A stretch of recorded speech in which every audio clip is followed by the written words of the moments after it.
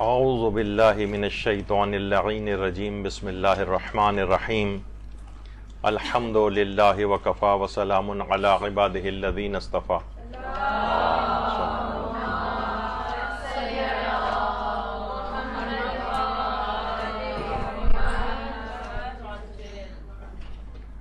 ماہ رمضان المبارک کی آمد ہے اور پوری دنیا میں ہر جگہ استقبال ماہ رمضان کے سلسلے میں محافل اور خطابات کا سلسلہ شروع ہو چکا ہے. ہر سال استقبال ماہ رمضان پر یہاں پر بھی دروس منعقد ہوتے رہے ہیں، لیکن بجائے اس کے کہ ایک صرف تھیوریٹیکل اور ایک نظریاتی اعتبار سے اس سلسلے میں کچھ بولا جائے، تو کیوں نہ کوئی ایسا پروگرام ہم اپنا ترتیب دیں کہ آئندہ زندگی ماہ رمضان المبارک کے ساتھ ہی ہماری تبدیل ہو جائے. ورنہ رمضان آتے رہیں گے جاتے رہیں گے اور ہم ویسے کے ویسے ہی رہے تو پھر یہ بہت ہی ایک شخصی اعتبار سے، ایک شخصیت کے اعتبار سے ہمارے اندر کوئی تبدیلی اگر نہ آئے تو یہ پورا ماہ رمضان اسی طرح سے ضائع ہو جائے گا اور یہ نعمت کا کفران ہوگا. اچھا، اب استقبال کیسے کیا جائے؟ سب سے پہلے استقبال ایک شخص نے عراق میں موصل کا رہنے والا، جس کا نام مؤید الموزان ہے، اس کا بہت زیادہ آج کل وائرل بھی ہو رہا ہے. اس نے اس طرح سے استقبال ماہ رمضان المبارک کیا ہے کہ اس کی ایک موصل جو شہر ہے عراق کا، وہاں پر ایک کریانے کی دکان ہے، یہی جو عام طور پر جو گروسری سٹور ہوتا ہے وہ اس کی دکان ہے. تو اس نے کہا کہ میں استقبال ماہ رمضان اس طرح سے کروں گا کہ خدا کی قربت کی خاطر، قربتاً اللہ، میں اپنے تمام وہ افراد جو سال بھر میں مجھ سے ادھار کے اوپر لے جاتے رہے ہیں سامان، میں ان کا جو رجسٹر یہ سب نظر آتش کرتا ہوں اور ان کا سارا حساب ختم کرتا ہوں اللہ کی قربت کی خاطر. تو واقعتاً اس شخص نے ایک ایسی عملی طور پر ایک مثال پیش کی کہ عام طور پر آپ کو پتہ ہے کہ چھوٹے علاقوں میں یا غریب علاقوں میں گروسری سٹورز والے، ان کا ایک مجبوری بھی ہوتی ہے کہ لوگ ادھار کے اوپر سامان لے کر جاتے ہیں، اور بیچارے ظاہر ہے جو اس طرح سے کرتا ہے وہ عام طور پر غریبی افراد ہوتے ہیں. پھر وہ ان کو یہ فکر سوار رہتی ہے کہ یہ کب اتارا جائے گا. تو مؤید الموزان نے کہا کہ وہ سب لوگ بالکل اطمینان کے ساتھ ماہ رمضان المبارک گزاریں اور میں پچھلا تمام حساب اپنا جلا کر ختم کرتا ہوں.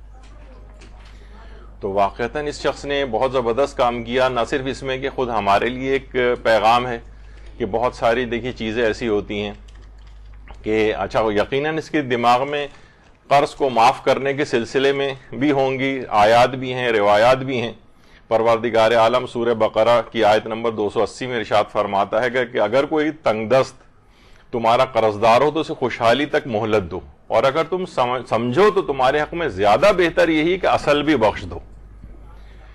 تو ہم خود دیکھتے ہیں کہ کتنے کچھ لوگ ہوں گے جنہوں نے آپ سے بھی کبھی قرض لیا ہوا ہوگا یا کوئی مالی کوئی اس طرح کی چیز لی ہوئی ہوگی. تو اگر ممکن ہو آپ کے لیے تو یا تو ان کو مہلت دے دیجئے جیسے قرآن نے کہا مزید اور آسانی کے لیے، اور یا پھر یہ کہ مکمل ہی معاف کر دیا جائے تو بہت زیادہ بہتر ہے. اور پیغمبر اکرم صلی اللہ علیہ وآلہ وسلم فرماتے ہیں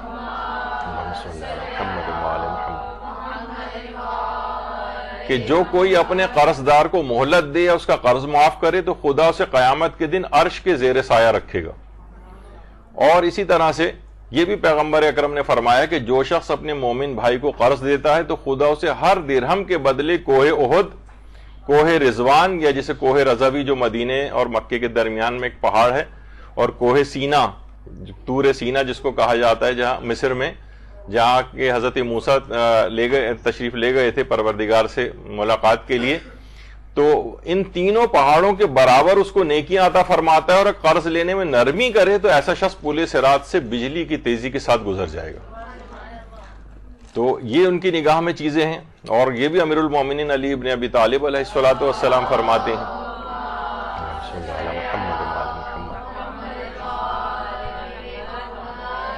کہ مکمل ترین سخاوت شرافتوں اور بزرگوں کی بنیاد رکھنا اور قرضوں کی ادائیگی اپنے ذمے لینا ہے. یعنی مکمل ترین سخاوت اسے قرار دیا گیا، مکمل ترین شرافت اور بزرگی کی بنیاد قرار دیا گیا کہ انسان قرضوں کی ادائیگی اپنے ذمے لے لے.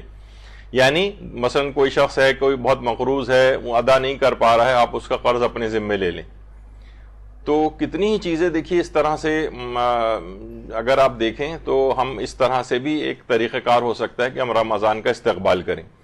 تو مؤید الموزان نے یہ جو کام کیا, تو ایک تو یہ ہمارے لیے بھی ہے کہ ہم جتنا اس میں لوگوں کی کچھ چیزیں یقیناً مالی اعتبار سے لوگ آپ سے مانگ کے لے گئے ہیں یا ان کے کو واپس کرنا مشکل ہو رہا ہے, تو یا تو آپ ان کو مہلت دے دیجئے اور زیادہ سہولت اور آسانی کے ساتھ ادا کرنے کی, یا ضروری نہیں ہے کہ مکمل معاف کریں, کوئی آدھی پیمنٹ معاف کر دیں ان کی. کوئی بھی اس طرح سے دیکھیے جو مال آپ کے پاس ہاتھ میں اس وقت نہیں ہے نا, وہ تو ایسے ہی جیسے ہے ہی نہیں.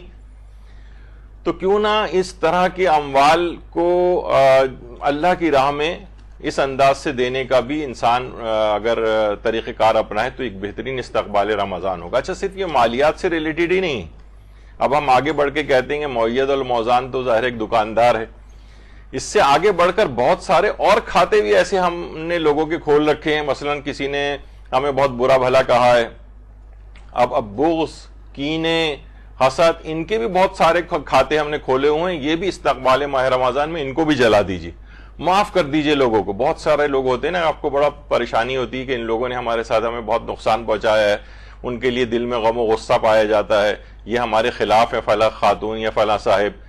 رشتہ داروں کے اندر کتنی ناچاقیاں آپس میں چل رہی ہوتی ہیں اور اندر دلوں کے اندر جو ہے کدورتیں ہوتی ہیں. ان سب کھاتوں کو بھی ختم کر دینا چاہیے, فقط مالیات سے ریلیٹڈ نہیں. تو یہ بہترین استقبال ماہ رمضان ہوگا. یہ ابھی سے بیٹھے بیٹھے آپ عہد کر لیں, میں سارے لوگوں کو معاف کرتی ہوں, سارے جتنی لوگوں نے میری غیبتیں کی ہیں میں ان سب پہ اپنی حقوق معاف کرتی ہوں, جنہوں نے میری برائیاں کی ہیں وہ ساری میں معاف کرتی ہوں, قربتاً اللہ. بس پروردگار کے سامنے یہ استقبال ماہ رمضان کا بہترین اسٹیپ ہوگا. یہ فقط صرف مالیاتی سے ریلیٹڈ نہیں ہے, بلکہ ہم اپنی اور بھی بہت ساری اس طرح کی جو چیزیں ہیں اس میں بھی ہم اس کو اپلائی کر سکتے ہیں. دیکھیے, ماہ رمضان ایک ایسا مہینہ ہے, ایک واجب روزوں والا مہینہ ہے, یہ ایک واجب ہے. اور ہمارے چھٹے امام نے پیغمبر اکرم سے ایک روایت نقل کی ہے کہ پروردگار ارشاد فرماتا ہے, اللہم صلی علی محمد وعلی کہ کوئی بھی بندہ واجبات سے زیادہ پسندیدہ عمل کے ذریعے مجھ سے نزدیک نہیں ہوا ہے. یعنی ہم بہت ساری چیزیں دیکھیے ایسی ہیں کہ بہت سے مستحبات کو ہم واجبات سے زیادہ بڑھا دیتے ہیں. یعنی بہت مثلا نماز شب اگر کوئی شخص پڑھ رہا ہے تو اسے بہت عزت کی نگاہ سے دیکھتے ہیں, اور خود بھی اگر پڑھ رہے ہوں تو بڑا ایک فخر و انبساط ہوتا ہے. اور واجب نماز بس ایسی ٹالا ٹولی والا جو ہے وہ معاملہ چل رہا ہوتا ہے. تو پروردگار یہ فرماتا ہے کہ کوئی بندہ واجبات سے زیادہ پسندیدہ عمل کے ذریعے مجھ سے نزدیک نہیں ہوتا. مستحبات خواہ کتنی ہی تاکیدات اور کتنے ہی ثواب کیوں نہ رکھیں, وہ اہمیت میں ایک واجب کے برابر بھی حیثیت نہیں رکھتی اپنی تمام تر عظمتوں کے باوجود. تو انسان یہ سوچے, بعض اوقات دیکھیے کہ جو مستحب روزے رکھے جا رہے ہیں, شعبان کے روزے ہیں, اس سے پہلے رجب کے روزے رکھے گئے تھے, یا عام دنوں میں بھی جو خصوصی تاکیدات والے روزے ہیں, انسان ان کی بڑا اہمیت دے رہا ہوتا ہے. لیکن یہ جو واجب روزے ہیں اس میں جو ہے جیسے جیسے رمضان قریب آتا جاتا ہے, ایک دم سے ایک پزمردگی آتی جاتی ہے طبیعتوں کے اندر. جبکہ ائمہ کی سیرتوں میں ہم دیکھتے تھے کہ خوشی سے ان کے چہرے کھلنے لگتے تھے, انتظار کرتے تھے. ہمارے ہاں کیا ہوتا ہے کہ جیسے جیسے رمضان گزرتا جاتا ہے کہ کاؤنٹ ڈاؤن شروع کر دیتے ہیں, بس اب 12 روزے ہی تو رہ گئے, بس اب 10 روزے ہی تو رہ گئے, اس طرح سے. اور وہاں جیسے جیسے ایام گزرتے جاتے تھے امام افسردہ ہوتے چلے جاتے تھے, ائمہ افسردہ ہوتے چلے جاتے تھے.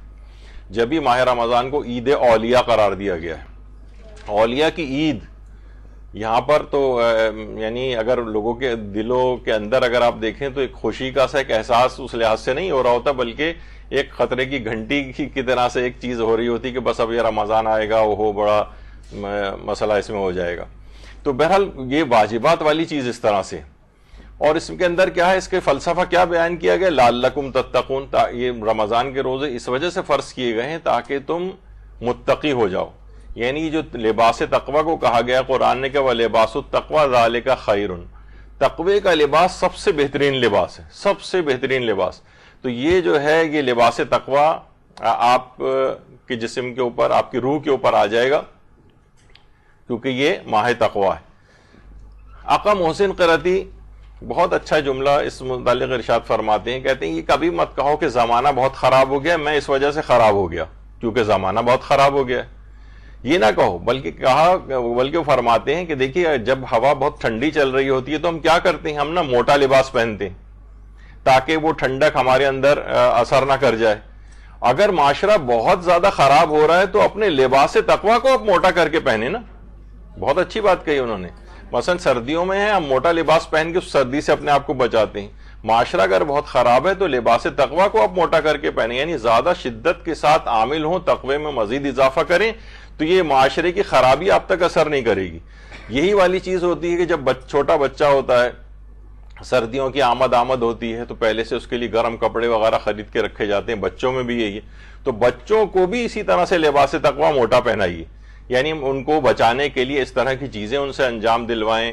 مثلا ماہ رمضان کے روزے اگر آ رہے ہیں، پورے دن کا نہ رکھوا سکیں چھوٹے بچوں کو تو آپ چند گھنٹوں کا روزہ رکھوا دیں، اس کے بعد ان کو افطار کرا دیں، یعنی کچھ نہ کچھ ان کے اندر بھی اس طرح کا ہی نہیں سمجھیں وہ دبیز اور موٹا کرتے جائیں ان کے لباس تقویٰ کو بھی۔ تو یہ انسان بجائے کہ وہ معاشرے کا رونا روتا ہے کہ زمانہ بہت خراب ہو گیا، اس وجہ سے ہم خراب ہو گئے ہیں، تو یہ چیزیں آپ پر اثر نہیں کریں گی جتنا آپ حفاظتی انتظام اپنا کریں گے اور لباس تقویٰ کو دبیز کر کے پہنیں گے۔ اور لباس تقویٰ جو ہے اس کی ظاہری شکل ایک یہ جو آپ حجاب میں مکمل آ رہی ہیں، یہ خود لباس تقویٰ کی ایک ظاہری شکل ہے۔ اس کا مطلب ہے کہ یعنی جو کوئی عورت اگر بے پردہ ہے تو وہ لباس یہ وہ نہیں کہہ سکتی کہ میں بہت متقی و پرہیزگار ہوں لیکن میں بے پردہ ہوں، نہیں، اس کی ظاہری شکل بھی لباس تقویٰ کی ہوتی ہے، اس کو بھی اپنے آپ کو بہتر کرنا ہوتا ہے۔ تو بہرحال یہ آپ لوگوں کی ایک بڑی خصوصیت ہے کہ لباس مردوں کے لحاظ سے تو چلیں ممکن ہے کہ آپ داڑھی کو ایک لباس تقویٰ کی ایک ظاہری شکل قرار دیں، یعنی ایک ظواہر کے اعتبار سے، ورنہ خالی صرف اس حد تک ہی اسلام محدود نہیں ہے ایک دو چیزوں کے اندر، لیکن جو عورت بھی ایک مکمل حجاب کرتی ہے تو وہ اس لباس تقویٰ کی ایک عملی شکل بن جاتی ہے۔ اچھا دیکھیے ایک اور چیز بھی بڑی اہم ہے، وہ یہ ہے کہ ہم عام طور پر دیکھتے ہیں کہ دین پر ڈھیلے ڈھالے طریقے سے عمل کیا جا رہا ہے۔ ٹھیک ہے، نماز ہے تو نماز پڑھ رہے ہیں، لیکن نماز فجر قضا بھی اکثر ہو جاتی ہے، نمازوں کو دیر سے بھی پڑھ رہے ہیں، جھوٹ بول ہی دیتے ہیں کبھی نہ کبھی، غیبتیں بھی ہو جاتی ہیں، تقریبات آ جائیں تو میک اپ وغیرہ کر کے بھی آپ چلی جاتی ہیں، روزے آتے ہیں تو روزے رکھنے شروع کر دیتے ہیں، لیکن پھر اس کے فوراً بعد عید میں سارا تقویٰ غائب ہو جاتا ہے۔ تو یہ دین پر اسے کہا جاتا ہے بہت ہی ڈھیلے ڈھالے طریقے سے عمل۔ دیکھیے یہ اسلام کو مطلوب نہیں، اسلام میں مکمل طور پر داخل ہونا ہوتا ہے، سختی جتنی آپ سختی کے ساتھ عامل ہوں گی تو وہ صحیح مسلم اور صحیح مومن کہا جائے گا، یعنی دین پر ایک یہ تمام اس کے ساتھ کہ بس ہر وقت ہمارا وہ کہا جاتا ہے نا کھائی کے بالکل کنارے کنارے چلتے ہیں، پھر لٹک کے نیچے گر جاتے ہیں، پھر گھسٹ کے اوپر آ جاتے ہیں، یعنی بالکل دور رہیں اس رینج سے کہ جس میں آپ حرام کے اندر گرفتار ہوں۔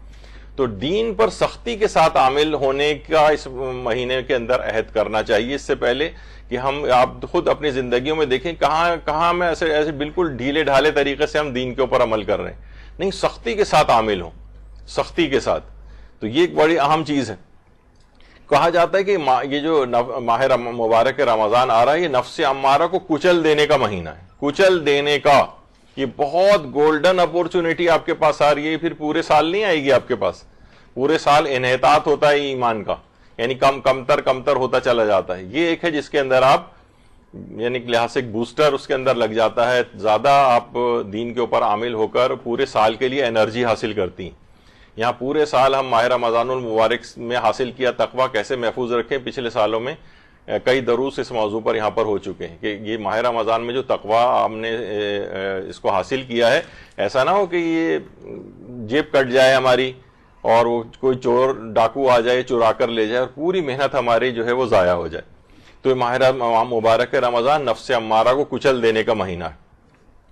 آیت اللہ سید محمود دہ سرخی، دہ سرخ اصل میں اصفہان کا ایک علاقہ، اصفہان کے یہ عالم دین تھے اور بہت بڑے بڑے علماء کے اندر ان کا شمار ہوتا ہے، اور یہ آیت اللہ سید عبد الہادی شیرازی کے شاگردوں میں سے تھے اور آیت اللہ محسن الحکیم کے شاگردوں میں سے بھی رہے ہیں، اور بہت ساری ان کی کتابیں ہیں۔ یہ خود فرماتے ہیں آیت اللہ دہ سرخی کہ میں آیت اللہ سید عبد الہادی شیرازی ان کے یہ شاگرد تھے، ان کی محفلوں میں جو ہے وہ جایا کرتے تھے۔ اچھا، آیت اللہ عبد الہادی شیرازی وہ ملا کاظم خراسانی کے شاگرد تھے، اور موجودہ مراجع جو ہیں ہمارے آیت اللہ شبیریہ زنجانی اور وحید خراسانی وہ انہی کے شاگرد ہیں، آیت اللہ سید عبد الہادی شیرازی کے۔ آخری عمر میں نابینا ہو گئے تھے اور حرم امیر المومنین علیہ الصلوۃ والسلام میں مدفون ہیں۔ اللہم صلی علی محمد وعلی محمد۔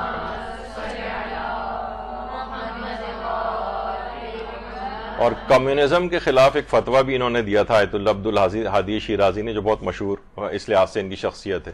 اور یہ وہی شخصیت ہیں جو کہتے تھے کہ اگر آپ کو نمازوں کے اندر خشوع خضوع پیدا کرنا ہے تو ہر نماز سے پہلے السلام علیکہ یا ابا عبداللہ الحسین کہا کریں، تو آپ کی نمازوں کے اندر بہت خشوع خضوع پیدا ہوگا۔ تو یہ فرماتے ہیں آیت اللہ دہ سرخی کہ آیت اللہ عبد الہادی شیرازی کی ہم محفل میں موجود تھے کہ ایک شخص آیا اور ان سے آ کر کہا کہ جنت کو حاصل کرنے کا سب سے آسان طریقہ بتائیے کیا ہے؟ تو انہوں نے کہا کہ اتنا آسان طریقہ ہے، بس صرف ایک قدم اٹھاؤ اور جنت میں۔ وہ شخص حیران رہ گیا، کہا کہ ایسا کون سا طریقہ ہے کہ ایک قدم اٹھانے سے ہم جنت میں پہنچ جائیں؟ انہوں نے کہا ہاں، اپنا ایک قدم اٹھاؤ اور نفس امارہ کے اوپر رکھ دو، اگلا قدم تمہارا جنت میں ہوگا۔ اور یہ مہینہ جو ہے یہ نفس امارہ کو دبانے کا اور کچلنے کا بہترین مہینہ آپ کے پاس آ گیا ہے۔ جنت کو حاصل کرنا اس مہینے میں اس قدر آسان ہے، اس قدر آسان ہے، اس قدر آسان ہے کہ لوٹ سیل ایک لحاظ سے اس مہینے کے اندر لگی ہوئی ہے، اور واقعتاً کہا جاتا ہے کہ بد نصیب ہے، بدقسمت ہے وہ شخص جو اس مہینے کو پائے اور اپنا وہ انجام بخیر نہ کروا سکے۔ تو یہ آیت اللہ عبد الہادی شیرازی فرماتے تھے کہ صرف نفس امارہ کو کچل دینے کے لیے ایک قدم اٹھا کے اس کے اوپر رکھ دو اور اگلا قدم جو ہوگا آپ کا جنت میں ہوگا، کوئی لمبا چوڑا حساب کتاب نہیں۔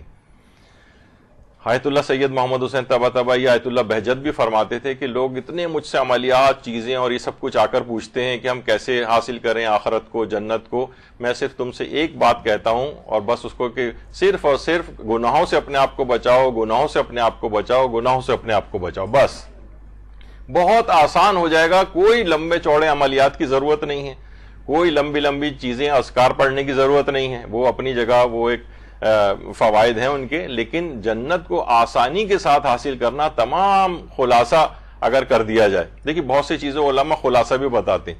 آیت اللہ مجتبہ تہرانی جیسے کہ فرماتے تھے، کہتے تھے میں نے آیت اللہ بروجردی اور اتنے بڑے بڑے علماء کے انہوں نے نام لیے کہ میں نے سب سے قصب فیض کیا ہے۔ اگر کوئی مجھے ان سے کہے، کوئی مجھ سے پوچھے کہ ان سب لوگوں سے جو آپ نے حاصل کیا اسے فقط ایک جملے میں بتا دیں، تو فرماتے ہیں کہ میں صرف ایک جملے میں بتا سکتا ہوں، وہ یہ ہے کہ نمازوں کو ان کے اول اوقات میں ادا کروں۔ آیت اللہ مجتبہ تہرانی فرماتے تھے۔ تو یہ ان لوگوں کی زندگیوں کے ایک بڑے نادر الفاظ ہیں، چیزیں ہیں جو انہوں نے ایک ایک جملے کے اندر ادا کی ہیں۔ آیت اللہ بہجت فرماتے تھے صرف گناہ نہ کرو۔ وہ کہتے تھے کامیابی، تکامل، معنویات کی پیک کے اوپر جانا چاہتے ہو تو ہر نماز کو اول وقت میں ادا کرو۔ آیت اللہ عبد الہادی شیرازی فرماتے تھے ایک قدم اٹھاؤ، نفس امارہ پہ رکھو اور اگلا قدم جنت میں ہوگا۔ تو بہرحال یہ سب چیزیں بڑی اہم ہیں اور یہ اس مہینے کو اس لحاظ سے بہت استعمال کرنے کی ضرورت ہے۔ مارچ 2019 میں رہبر معظم آیت اللہ خامنئی نے جو درس خارج دیا تھا، فقہ کا جو درس خارج تھا، اس میں ان کے تمام شاگرد بھی جو ہے وہ شریک تھے، اور ماہ رمضان المبارک میں رہبر معظم تقریر فرما رہے تھے اس کی اہمیت پہ۔ تو فرمانے لگے کہ یہ جو آپ سنتے ہیں کہ یہ ضیافت الہی کا مہینہ ہے، تو فرمایا کہ ضیافت الہی کے مہینے سے مراد کیا ہے؟ کہا یہی مراد ہے کہ یہی جو آپ ماہ رمضان المبارک میں جو روزے رکھ رہے ہیں اور یہ جو آپ اس کے اندر نمازیں آپ پڑھ رہے ہیں، یہ جو آپ اذکار کر رہے ہیں، جو اس میں نماز شب آپ پڑھ رہے ہیں اور جو دیگر نمازیں پڑھ رہے ہیں، یہی ضیافت الہی۔ اس سے مراد کوئی افطاری کی دعوتیں وغیرہ ٹائپ کی چیزیں نہیں ہیں، بلکہ یہی ضیافت الہی۔ اور یہ تلاوت قرآن جو آپ کرتے ہیں، یہ گویا یہ ضیافت یہ چن دی گئی ہے، یہ دسترخوان آپ کے لیے یہ بچھا دیا گیا ہے، ان مہینے کے اندر انہی تمام چیزوں کو آپ کو کرنا ہے۔ تو پھر فرمانے لگے کہ سید ابن طاؤس نے جو کتاب اقبال الاعمال لکھی، اس میں پورے مہینے کے تمام جو 12 مہینے ان کے اعمال اس کے اندر ہیں، اور آیت اللہ بزرگ تہرانی فرماتے تھے کہ ابن طاؤس کی کتاب نہ صرف ایک عام لوگوں کے اوپر ایک احسان ہے بلکہ خود علماء کے اوپر ایک بہت بڑا احسان ہے. انہوں نے پورے 12 مہینوں کے اندر کون کون سے اعمال ہر مہینے کے لحاظ سے انجام دینے وہ سارے کتاب اقبال الاعمال کے اندر ذکر کر دی. رہبر معظم فرماتے ہیں کہ دیکھیے اقبال الاعمال کے اندر کس قدر زیادہ، جب آپ حتیٰ کہ آپ مفاتی بھی کھول کے دیکھتی ہیں، مفاتی کے اندر بھی اکثر جو اعمال ہیں وہ سید ابن طاؤس کی کتاب اقبال الاعمال سے لیے گئے. تو وہ فرماتے ہیں کہ دیکھیے ہمارے لیے بہت مشکل ہے کہ ہم اتنے سارے اعمال جب ہم کھولتے ہیں تو ہمارے لیے کرنا بہت مشکل ہوتا ہے، لیکن لوگ اس کو گھبرا کر بند نہ کر دیں اس وجہ سے کہ اس میں تو اتنے سادہ اعمال لکھے ہوئے نظر آ رہے ہیں، کہ کہنے لگے کہ حد عقل کے اوپر تو عمل کرنا چاہیے نا، یعنی منیمم جو آپ کی استطاعت ہو، ایسا نہ ہو کہ آپ بالکل ہی آپ چھوڑ دیں ان کو دیکھ کر. تو یہ فرمایا اور کہا کہ دیکھیے جیسے کہ یہی ہے، خاص طور پہ کہا کہ دیکھیے جس وقت یہ مثلا دن جب نکل آتا ہے تو ظاہر ہے لوگوں کو اپنے ڈیوٹیز پہ جانا ہوتا ہے، طالب علموں کو پڑھنے کے لیے جانا ہوتا ہے، خواتین اپنے کچھ گھریلو امور کے اندر مصروف ہو جاتی ہیں، تو لوگوں کے پاس بہرحال ایک عذر ہوتا ہے کہ اس موقع پہ تو ہم اپنی عبادت کو انجام نہیں دے سکتے. تو رہبر معظم نے فرمایا کہ دیکھو اگر یہ والا جو ٹائم ہے نا، خاص طور پر یہ جو سحر خیزی کا وقت ہوتا ہے، جب آپ سحری کے لیے اٹھتی ہیں، اس سے لے کر نماز فجر تک کا جو وقت ہوتا ہے، یہ اچھا خاصا آپ کے پاس 1-1.5 گھنٹے کا ٹائم عموماً اس میں ہوتا ہے. تو فرمایا کہ اس کو اویل کرنا چاہیے، یہ بہت ہی اہم ہے. اس میں نماز شب آپ پڑھ سکتی ہیں، نافل فجر آپ پڑھ سکتی ہیں، دیگر مستحب نمازیں آپ پڑھ سکتی ہیں، دعائے سحر آپ پڑھ سکتی ہیں، کتنی سحر کی جو دیگر اور دعائیں ہیں. یعنی اس والے ٹائم کو، کیونکہ دن بھر تو آپ کا نا بڑا مصروف گزرے گا، افطار کے بعد اب انٹا غفیل ہو کے آدمی کا پیٹ بھرا ہوا ہوتا ہے اور اس کو نیند سوجی ہوئی ہوتی ہے اور اعضاء و جوارح واجب نماز کے لیے نہیں اٹھ رہے ہوتے، تو اس کے بعد کہاں وہ مستحب نمازیں پڑھے گا. یہ والا ٹائم اس وقت بڑا بیسٹ ٹائم ہوتا ہے کہ اس میں 1 گھنٹہ پہلے وہ اٹھ جائے. خواتین بھی ہیں وہ صرف سحریوں کے لامتناہی پکانے کے سلسلوں کو تھوڑا سا ذرا وہ پہلے سے اس کے انتظام کر کے تو اپنے وقت کو بچائیں اور کچھ نہ کچھ وہ بھی اپنی عبادات کے لیے وقت کو رکھیں. ایسا نہ ہو صرف افطاریوں میں اور سحریوں پکانے کے اندر ہی پورے وقت کو آپ نے لگا دیں. وہ خود بھی یقیناً بہت اچھا ایک باعث ثواب کام ہے، لیکن سارا وقت نہ اس کے اندر گنوا دیں آپ. تو فرمایا کہ یہ والا ٹائم خصوصیت کے ساتھ بہت اہمیت والا ٹائم ہے. دیکھیے عبادت کے لیے اپنے آپ کو فارغ کرنا پڑے گا.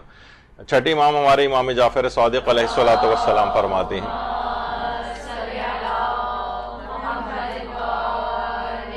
کہ تورات میں لکھا ہے کہ اے فرزند آدم اپنے آپ کو میری عبادت کے لیے فارغ کر دو تو میں تمہارے دل کو تونگری سے معمور کر دوں گا، تمہیں غنی کر دوں گا، تمہیں تمہاری تلاش کے سپرد نہیں کروں گا، یعنی تمہارے پاس خود ہی رزق چل کر آ جائے گا. تم اپنے آپ کو عبادت کے لیے فارغ تو کرو.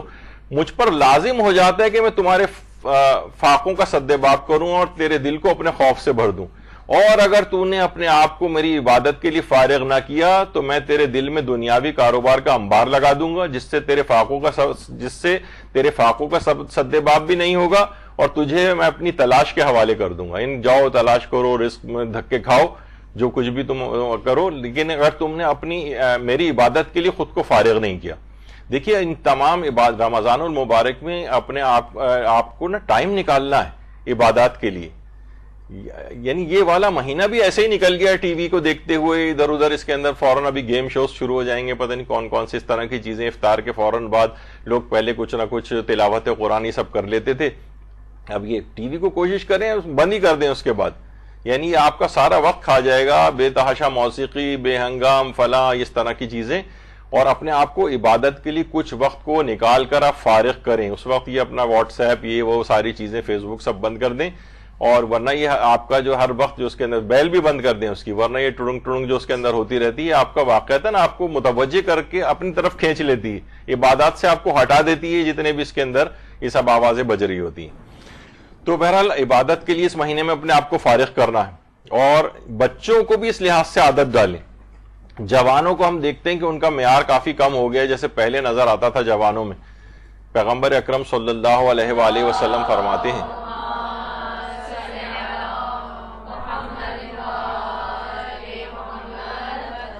کہ وہ عبادت گزار جس نے بچپن ہی سے عبادت کو اپنایا ہو، اس کی فضیلت اس بوڑھے پر کہ جس نے بڑے ہونے کے بعد عبادت کو اپنایا ہے ایسی ہے جیسے مرسلین کو باقی لوگوں پر فضیلت ہوتی.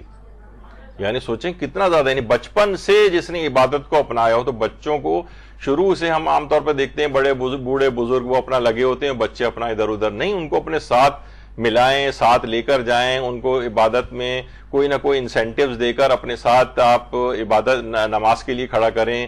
روزے کے وقت پہ اس کو اٹھائیں, چاہے وہ چند گھنٹے کا ہی روزہ رکھے, چاہے کچھ نہیں تو کم سے کم سحری کے وقت ویسے ہی اس کو اٹھا دیں کہ کچھ آپ کے ساتھ اٹھ کر کچھ سحری ہی کر لے. افطار کے وقت تو آپ کو پتہ ہے کہ سبھی لوگ جو بالکل بلکہ جو روزے رکھتے ہی نہیں ہیں سب سے زیادہ افطاری کا اہتمام آپ کو پتہ ہے کہ وہ انہیں کے یہاں ہوتا ہے. وہ کہتے ہیں اب اتنے بھی ہم کافر نہیں ہیں کہ افطاری بھی نہ کریں کم سے کم.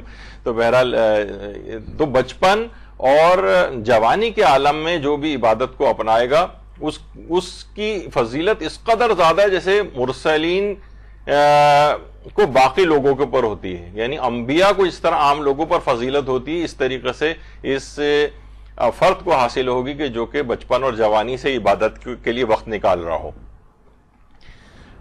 اور بچوں کے لحاظ سے بھی ہے کہ حضرت یوسف نے اپنے مادری بھائی کو دیکھا تھا تو پوچھا تھا کہ میرے بعد تم نے کس سے شادی کی ہے؟ انہوں نے کہا کہ والد نے شادی کا حکم دیا تھا اور یہ فرمایا تھا, یعنی حضرت یعقوب نے اپنے بیٹوں سے کہا تھا اگر تم ایسا بیٹا پیدا کرو جو خدا کی تسبیح سے زمین کی پیٹھ کو بوجھل کرے تو اس کام کو انجام دو. یعنی نیت یہ ہو کہ میں ایک عبادت گزار اولاد پیدا کروں جو اللہ کی تسبیح کرے, اللہ کی عبادت کرے.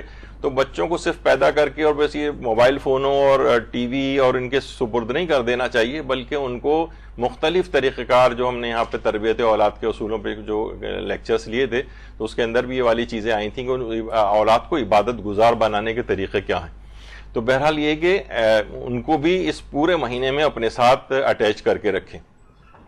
اور یہی وجہ ہے کہ خاص طور پہ ماہ رمضان المبارک میں جو روایات بھی ہے امیر المومنین علی ابن ابی طالب علیہ الصلوۃ والسلام کی, اللہم صلی علی محمد کہ ماہ رمضان المبارک میں بلا ضرورت سفر نہ کرو. اس پہ علماء نے آپ دیکھیے توضیح المسائل کے اندر بھی اس پہ فتاوے دیے ہوئے ہیں کہ ماہ مبارک رمضان میں سفر کرنا مکروہ ہے. البتہ کچھ سفروں کی اجازت دی ہے لیکن بلا ضرورت جو سفر ہیں وہ سب مکروہ قرار دیے گئے. یعنی اس مہینے میں یہ مہینہ آپ کا بڑی کنسنٹریشن کے ساتھ عبادات کا ہے. جب انسان سفر وفر پہ آپ کو نکل جاتا ہے پر معلوم ہے تو اس کی پہلے سے ہی اس کی تیاریاں شروع کر دیتا ہے, پھر عبادات میں اس کی رغبت کم ہو جاتی.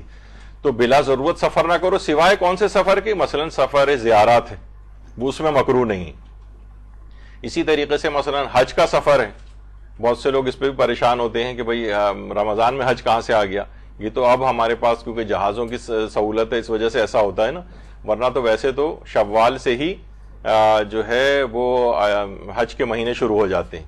شوال, ذیقعد, ذی الحج یہ تینوں مہینے حج کے مہینے کہلاتے ہیں. تو اس میں بھی انسان عمرہ تمتع کر کے وہاں پر چلا جائے اور اس کے بعد وہیں رہے حج تک. یہ بھی اس طرح سے بھی کر سکتا ہے. اب تو خیر ویزوں کے مسائل ہوتے ہیں لیکن یہ بھی اس طرح سے ہے. تو ماہ مبارک رمضان میں یہ ہے, یا مثلا چلیں کوئی ویسی اس کی ضرورت ہے, علاج کے لیے کہیں جانا پڑ رہا ہے, کوئی بہت ضروری تعلیمی سفر کے لیے اس کو جانا پڑ رہا ہے, یعنی جو واقعتاً عذر شمار ہو, یا مثلا جہاد کے لیے جانا پڑ رہا ہے, علماء نے اس کی مثالیں دی ہیں. ورنہ بلا ضرورت سفر نہ کریں بہت سے, اور وہ بھی خاص طور پہ کس لیے, یعنی روزے سے بچنے کے لیے. بہت سے لوگ یہی کرتے ہیں کہ بھئی رمضان المبارک ہمارے لیے بڑا مسئلہ ہوا ہوا ہے تو ایسا کرتے ہیں 10 روز کا اگر کہیں بھی کوئی سفر اختیار کر لیا جائے تو جائز بھی ہے, البتہ کراہیت ہے. بلکہ کچھ علماء کہتے ہیں کہ 23 رمضان گزرنے کے بعد پھر یہ کراہیت کم ہو جاتی ہے, لیکن آقا سستانی فرماتے ہیں کہ کراہیت پورے ماہ مبارک رمضان میں ہے. بلا ضرورت روزے سے بچنے کے لیے سفر کرنے کی جو کراہیت ہے یہ پورے ماہ رمضان میں مطلق طور پر ہے. تو بہرحال یعنی اس میں یہ ہے کہ یعنی کیوں سفر کو مکروہ قرار دیا جا رہا ہے سوائے چند ایک اسفار کے, کہ یہ اس میں آپ عبادت کے لیے اپنے وقت کو نکالیں, اپنا کوئی ٹائم سلاٹ کوئی مقرر کریں کہ مجھے اتنا نماز پڑھنی ہے, مجھے اتنی دعائیں پڑھنی ہیں یا اذکار پڑھنے ہیں. پورے سال کے لیے توانائی لینے کا مہینہ ہے. تو علماء نے اس میں پھر مختلف فتاوے دیے ہیں کہ جان بوجھ کر سفر, جو بھی میں نے آپ کے سامنے ساری چیز پیش کی. اچھا, رہبر معظم نے جب یہ پورا اپنا بیان کیا اس کے اندر اور کہا کہ یہ جو معنویات کی جتنی بھی ساری چیزیں ہیں اور یہ ساری عبادات کے لیے اپنے آپ کو فارغ کرنا ہے, اور یہ ضیافت الہی سے مراد یہ ساری عبادات ہیں. اچھا, امام خمینی فرماتے تھے کہ ضیافت الہی سے مراد یعنی وہ بھی تقریباً ویسی ہی بات ہے. وہ کہتے تھے خواہشات نفس, گناہوں سے بچنا اور اپنے نفس سے امارہ کو کے اوپر قابو پانا، یہ ضیافت الہی ہے، جو کہ ماہ مبارک رمضان کا اصل تھیم ہے، تقوی حاصل کرنا۔ تو رہبر معظم نے بھی یہ بات بیان فرمائی، تو ظاہر ہے جو شاگرد سامنے بیٹھے ہوئے تھے ان کے، اس میں سے ایک بے تکلف قسم کے شاگرد نے آواز لگائی۔ اچھا، یہ والا کلپ اتفاق ایسا ہے کہ یہ اس کے اوپر ویڈیو کی صورت میں یوٹیوب کے اوپر بھی موجود ہے۔ اس نے ایک جملہ کہا جس پر رہبر معظم نے، عموماً عام طور پر دیکھا یہ جاتا ہے کہ وہ زیادہ تر مسکراتے ہوئے آپ نے ان کو دیکھا ہوگا، لیکن میں نے خود اپنی پہلی دفعہ ان کو آواز کے ساتھ ہنستے ہوئے دیکھا ہے، اور بہت دیر تک آواز کے ساتھ ہنسے۔ اس نے کہا کہ رہبر معظم یہ تو باتیں ساری ہو گئی ہیں، اب یہ بتائیے کہ اپنے شاگردوں کو آپ افطاری کب کھلائیں گے؟ اچھا، اب اس قسم کا جملہ ظاہر ہے اس کے تو رہبر معظم نے جواب میں شیخ سعدی کی غزل کا ایک شعر پڑھا کہ ماں کو جائیں دریں بہر تفکر تو کو جائی، میں اس فکر کے سوچ کے سمندر میں کس مقام پر ہوں اور آپ کون سی جگہ کے اوپر ہیں؟ یعنی میں جو معنویات اور روحانیت کی باتیں آپ بتا رہا ہوں، آپ پیٹ پوجا کے چکر میں لگے ہوئے ہیں کہ آپ، تو بہرحال یہ اس طرح کی چیزیں جو ہیں وہ، تو اس میں بھی انہوں نے یہی کہا کہ اس مہینے میں جو ضیافت الہی ہے اس سے مراد کیا ہے؟ یعنی انسان عبادتوں کے لیے اپنے آپ کو فارغ کرے، یہ سب چیزیں جو آپ انجام دیں گی، اس کا مطلب ہے کہ اللہ نے جو اب دسترخوان آپ کے لیے چنا تھا اس میں سے آپ نے کھانا شروع کر دیا ہے، ورنہ اگر آپ نے یہ نہیں کیا تو ضیافت الہی چنی ہوئی ہے، یعنی آپ اللہ کے مہمان ہیں، اور مہمان اگر میزبان نے اتنا اہتمام کیا ہوا اور وہ کھا ہی نہیں رہا ہے وہاں کچھ، ایسے ہی بیٹھا ہوا ہے کونے میں منہ بسور کے مثلاً، تو ہر کوئی کہے گا، میں میزبان کے دل میں بھی کتنی ہوگی کہ میں نے اتنا اس کے لیے اس مہینے میں اہتمام کیا ہے مثلا یا اس دعوت کے لیے، اور دیکھو یہ کچھ کھا ہی نہیں رہا اس سے۔ تو یہ تمام ضیافت الہی کے اوپر یہ تمام مستحبات چنے ہوئے ہیں، تلاوت قرآن ہے، اذکار ہیں، دعائیں ہیں، نماز شب ہے، نوافل ہیں، جو اور اس طرح کی چیزیں ہیں، اور روزہ ہے آپ کا، یہ سب چیزیں ہیں، اس میں سے یہ سب سے آپ کو کشید کرنا ہے اس مہینے میں۔ تو بہرحال دیکھیے ابھی بھی وقت ہے، مہلت ہے، زندگی ہے۔ آپ دیکھیں کہ یہ جو ماہ مبارک رمضان صرف چند دن رہ گئے اس کو آنے میں، کتنے افراد ایسے ہیں، بھی پچھلے مہینے وباؤں کے جو سال چلے ہیں، کتنے افراد ایسے تھے آپ کے رشتہ دار، دوست، احباب، جو کہ اس مہینے کے میں موجود ہوتے تھے رمضان میں، اور وہ اس دفعہ نہیں، قبروں میں اپنے آرام کر رہے ہیں۔ تو پروردگار نے بھی قرآن میں جملہ ارشاد فرمائے ہیں کہ اولم نعمرکم ما یتذکر فیہ من تذکر، یعنی جو پورا روداد نقل کیے قرآن نے کہ اور یہ وہاں فریاد کریں گے پروردگار ہمیں یہاں سے نکال لے جہنم سے، ہم بھی اب نیک عمل کریں گے اس کے برخلاف جو ہم پہلے کیا کرتے تھے۔ تو اللہ ان سے کہے گا کہ تو کیا ہم نے تمہیں اتنی عمر نہیں دی تھی جس میں تم عبرت حاصل کر سکتے تھے؟ عبرت حاصل کرنے والے عبرت حاصل کر سکتے تھے، اتنی لمبی چوڑی عمر تم کو دی تھی، 55 60 65 سال یا جتنی بھی عمر، یہ اچھی خاصی ہوتی ہے عبرت حاصل کرنے کے لیے۔ تمہارے پاس ڈرانے والا بھی آیا تھا، لہٰذا اب تم عذاب کا مزہ چکھو، اب ظالمین کا کوئی مددگار نہیں۔ یعنی اس وقت یہ والی ساری ہمیں چیزیں اپنی یاد آئیں گی کہ ساری عمر تو ہم یہ صرف ٹی وی اور یہ فضولیات کے اندر پوری ضائع کر کے آ گئے، اب جب جہنم میں پہنچ جائیں گے تو اس کے بعد پھر پریشان ہوں گے، کہیں گے دعائیاں دیں گے پروردگار واپس بھیج دیں، ہم دوبارہ جا کر عمل کریں گے۔ کہا کہ نہیں، وہ ٹائم پورا ہو گیا آپ کا، آپ کے پاس اتنا وقت ہم نے آپ کو دیا تھا کہ اس میں آپ چاہتے تو نصیحت حاصل کر سکتے تھے، لیکن آپ نے جو ہے سارا وقت ضائع کر دیا ادھر ادھر کی باتوں میں۔ تو اس مہلت سے فائدہ اٹھائیں۔ وہی میں نے کہا کہ کتنے ایسے ہمارے افراد ہیں جو پچھلے سالوں میں ہمارے ساتھ تھے، اب نہیں، باقاعدہ کبھی لسٹ بنایا کیجئے۔ میرا تو بڑا ایک مشغلہ ہے، میں اپنے پرانے دوستوں، عزیزوں، اقارب، رشتہ دار سوچ رہا ہوتا ہوں، محلے والے ادھر ادھر کون کون تھے، کون کون انتقال کر گئے، ایک بڑا زبردست آپ سوچتے جائیں تو دیکھیں گے آپ کو پھر لگے گا کہ آپ کا بھی ٹائم بہت قریب آتا جا رہا ہے۔ تو جیسے کہا جاتا ہے نا، ابھی آگے چل کے خیر اس کا ذکر آئے گا کہ واقعتاً کسی کی عمر 40 سال ہو جائے تو سمجھ لے کہ وہ زندگی کی اس کی اثر ہو گئی، اور اثر سے کے بعد مغرب کے اندر زیادہ وقت نہیں ہوتا، ٹائم بہت کم وقت رہ جاتا ہے اس کے پاس۔ اب اس کا مطلب ہے یہ ستارہ غروب ہونے کو ہے، یہ بس یہ سورج اب اپنے اختتامی مراحل تک پہنچنے کو ہے۔ تو بہرحال جتنی بھی زندگی انسان کی باقی بچی ہے اس کو بہت مہلت سمجھ کے، غنیمت سمجھ کے اس سے فائدہ اٹھائے۔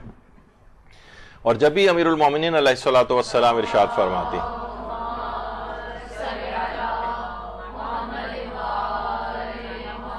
کہ یہ 2 مہینے جو ہیں ماہ شعبان اور ماہ مبارک رمضان، یہ خدا کی مغفرت کی طرف لوٹنے کے مہینے، یعنی انسان توبہ کر کے پروردگار کی طرف واپس آ سکتا ہے۔ یعنی یہ جو پٹا اپنا توڑا کے ہم پروردگار سے پورے مہینوں کے اندر بھاگے ہوئے ہوتے ہیں. یہ شعبان اور رمضان کے اندر ہم توبہ کر کے دوبارہ پروردگار کے پاس آ سکتے ہیں. اللہ کی طرف دوبارہ رجوع کے مہینے ہیں. اس میں بھی ہم وہ پرانے مہینوں والی ڈگر پہ رہے اور کوئی ایسی خاص تبدیلی اس کے اندر نہیں آئی تو بہت بڑا اپنا ایک نقصان کیا. اور اس میں خاص طور پہ ایک چیز اور بھی کرنی چاہیے کہ جو کہ دعائے کمیل کے بھی جملے ہیں کہ یا رب قو علی خدمت کا جوارحی، اے پروردگار اپنی خدمت کے لیے میرے اعضاء و جوارح کو مضبوط کر دے. دیکھیے اس کے اندر بھی بہت ساری چیزیں کہ انسان جب تبلیغات میں ہوتا ہے نا تو دیکھیے بہت سارے میں خواتین کے اعتبار سے بھی دیکھتا ہوں، زیادہ ہمارا اس طرح سے واسطہ رہتا ہے کہ جناب غذائیں ٹھیک نہیں ہیں زیادہ تر خواتین کی. ابھی بھی میں آپ کے اگر مثلا خون کے سیمپل یہاں پہ لیے جائیں تو اکثر اینیمک نکلیں گی آپ میں سے، یعنی میں واقعتاً بتا رہا ہوں خون کی کمی ہے. وائٹامن ڈی کے ٹیسٹ کرائے جائیں تو میرا خیال ہے 90% کے وائٹامن ڈی جو میں ڈیفیشنٹ آپ کو ہوں گی، جو ان کے لیول جتنے ہونے چاہیے. یہ سب چیزیں کیا ہیں؟ اگر خون کی کمی ہے ہر وقت آپ لیتھارجک رہیں گی، سستی طبیعت میں رہے گی، ذرا سا کام نہیں آپ کرنا چاہیں گی تو تھک جائیں گی، بیمار اکثر پڑی رہیں گی، انفیکشنز ہوتے رہیں گے، وائرل انفیکشن ہوتے رہیں گے. اسی طریقے سے وائٹامن ڈی کی کمی ہے، ہڈیوں میں درد ہو رہا ہے، ذرا سا چلنے کمزوری ہو رہی ہے، اور اس طرح سے بہت ساری چیزیں ہیں. مثلا تو یہ انسان کو اپنی صحت کے اعتبار سے بھی یہ چیزیں دیکھنی چاہیے کہ اگر آپ کو واقعتاً یعنی بہت ہی پور ڈائٹ ہوتی ہے، عام طور پر کہتے ہیں جناب ہم تو ناشتہ بھی نہیں کر کے آئے ہوئے ہیں، یہاں سے شام 5 بجے کے بعد آپ 6 بجے قریب گھر پہنچتی ہیں، کھانے کا کوئی دوپہر میں ایسا خاص اتنی جلدی سلسلہ نہیں ہوتا ہے. تو یہ کیا ہے؟ یہ سب چیزیں ایڈ ہوتی چلی جاتی ہیں. جب انسان واقعتاً کوئی دین کا خدمت گزار بننا چاہے تو اپنے جسم بھی اس کا جبھی ہے اس کے اندر کہ اپنی خدمت کے لیے میرے اعضاء و جوارح کو مضبوط کر دے. اس وجہ سے نہیں کہ ہم بہت طاقتور ہو جائیں تو ہر ایک کو مارے پیٹے، مثلا نہیں، تیری خدمت دین کی کرنا چاہیں اس کے لیے بھی اعضاء و جوارح مضبوط ہونے چاہیے. ورنہ بیمار پڑے رہیں، کمزوری ہوتی رہے، چکر آتے رہیں اور یہ سب چیزیں ہوں تو اپنی صحت کے اعتبار سے بھی سالانہ ایک چیک اپ اپنا چلے. میں بطور ڈاکٹر بھی بہت سی چیزیں آ جاتی ہیں دماغ میں کہ ہمیں نظر آ رہا ہوتا ہے کہ یعنی یہ سمجھیں جسمانی کمزوریاں جو ہیں یہ مینیفیسٹ کرتی ہیں آپ کی آخرت والی چیزوں پر بھی. حتیٰ کہ آپ اب سے مستحب نمازیں نہیں پڑھی جائیں گی، کمزوری ہو رہی ہے، بیٹھ کے اگر اٹھ رہے ہیں تو جناب چکر سے آ رہے ہیں اب وہ کہ پھر بیٹھ کے نماز پڑھ لیں یا پڑھیں ہی نہیں، زیادہ تر پھر سستی کی طرف مائل ہوتی ہے طبیعت. تو یہ سب چیزیں ایسی ہیں اگر وہ کوئی شخص واقعی دیکھے کہ بہت کمزور ہوا جا رہا ہے، غذائیت اپنی اچھی کرے تاکہ دین کی خدمت صحیح طور پر ہو سکے.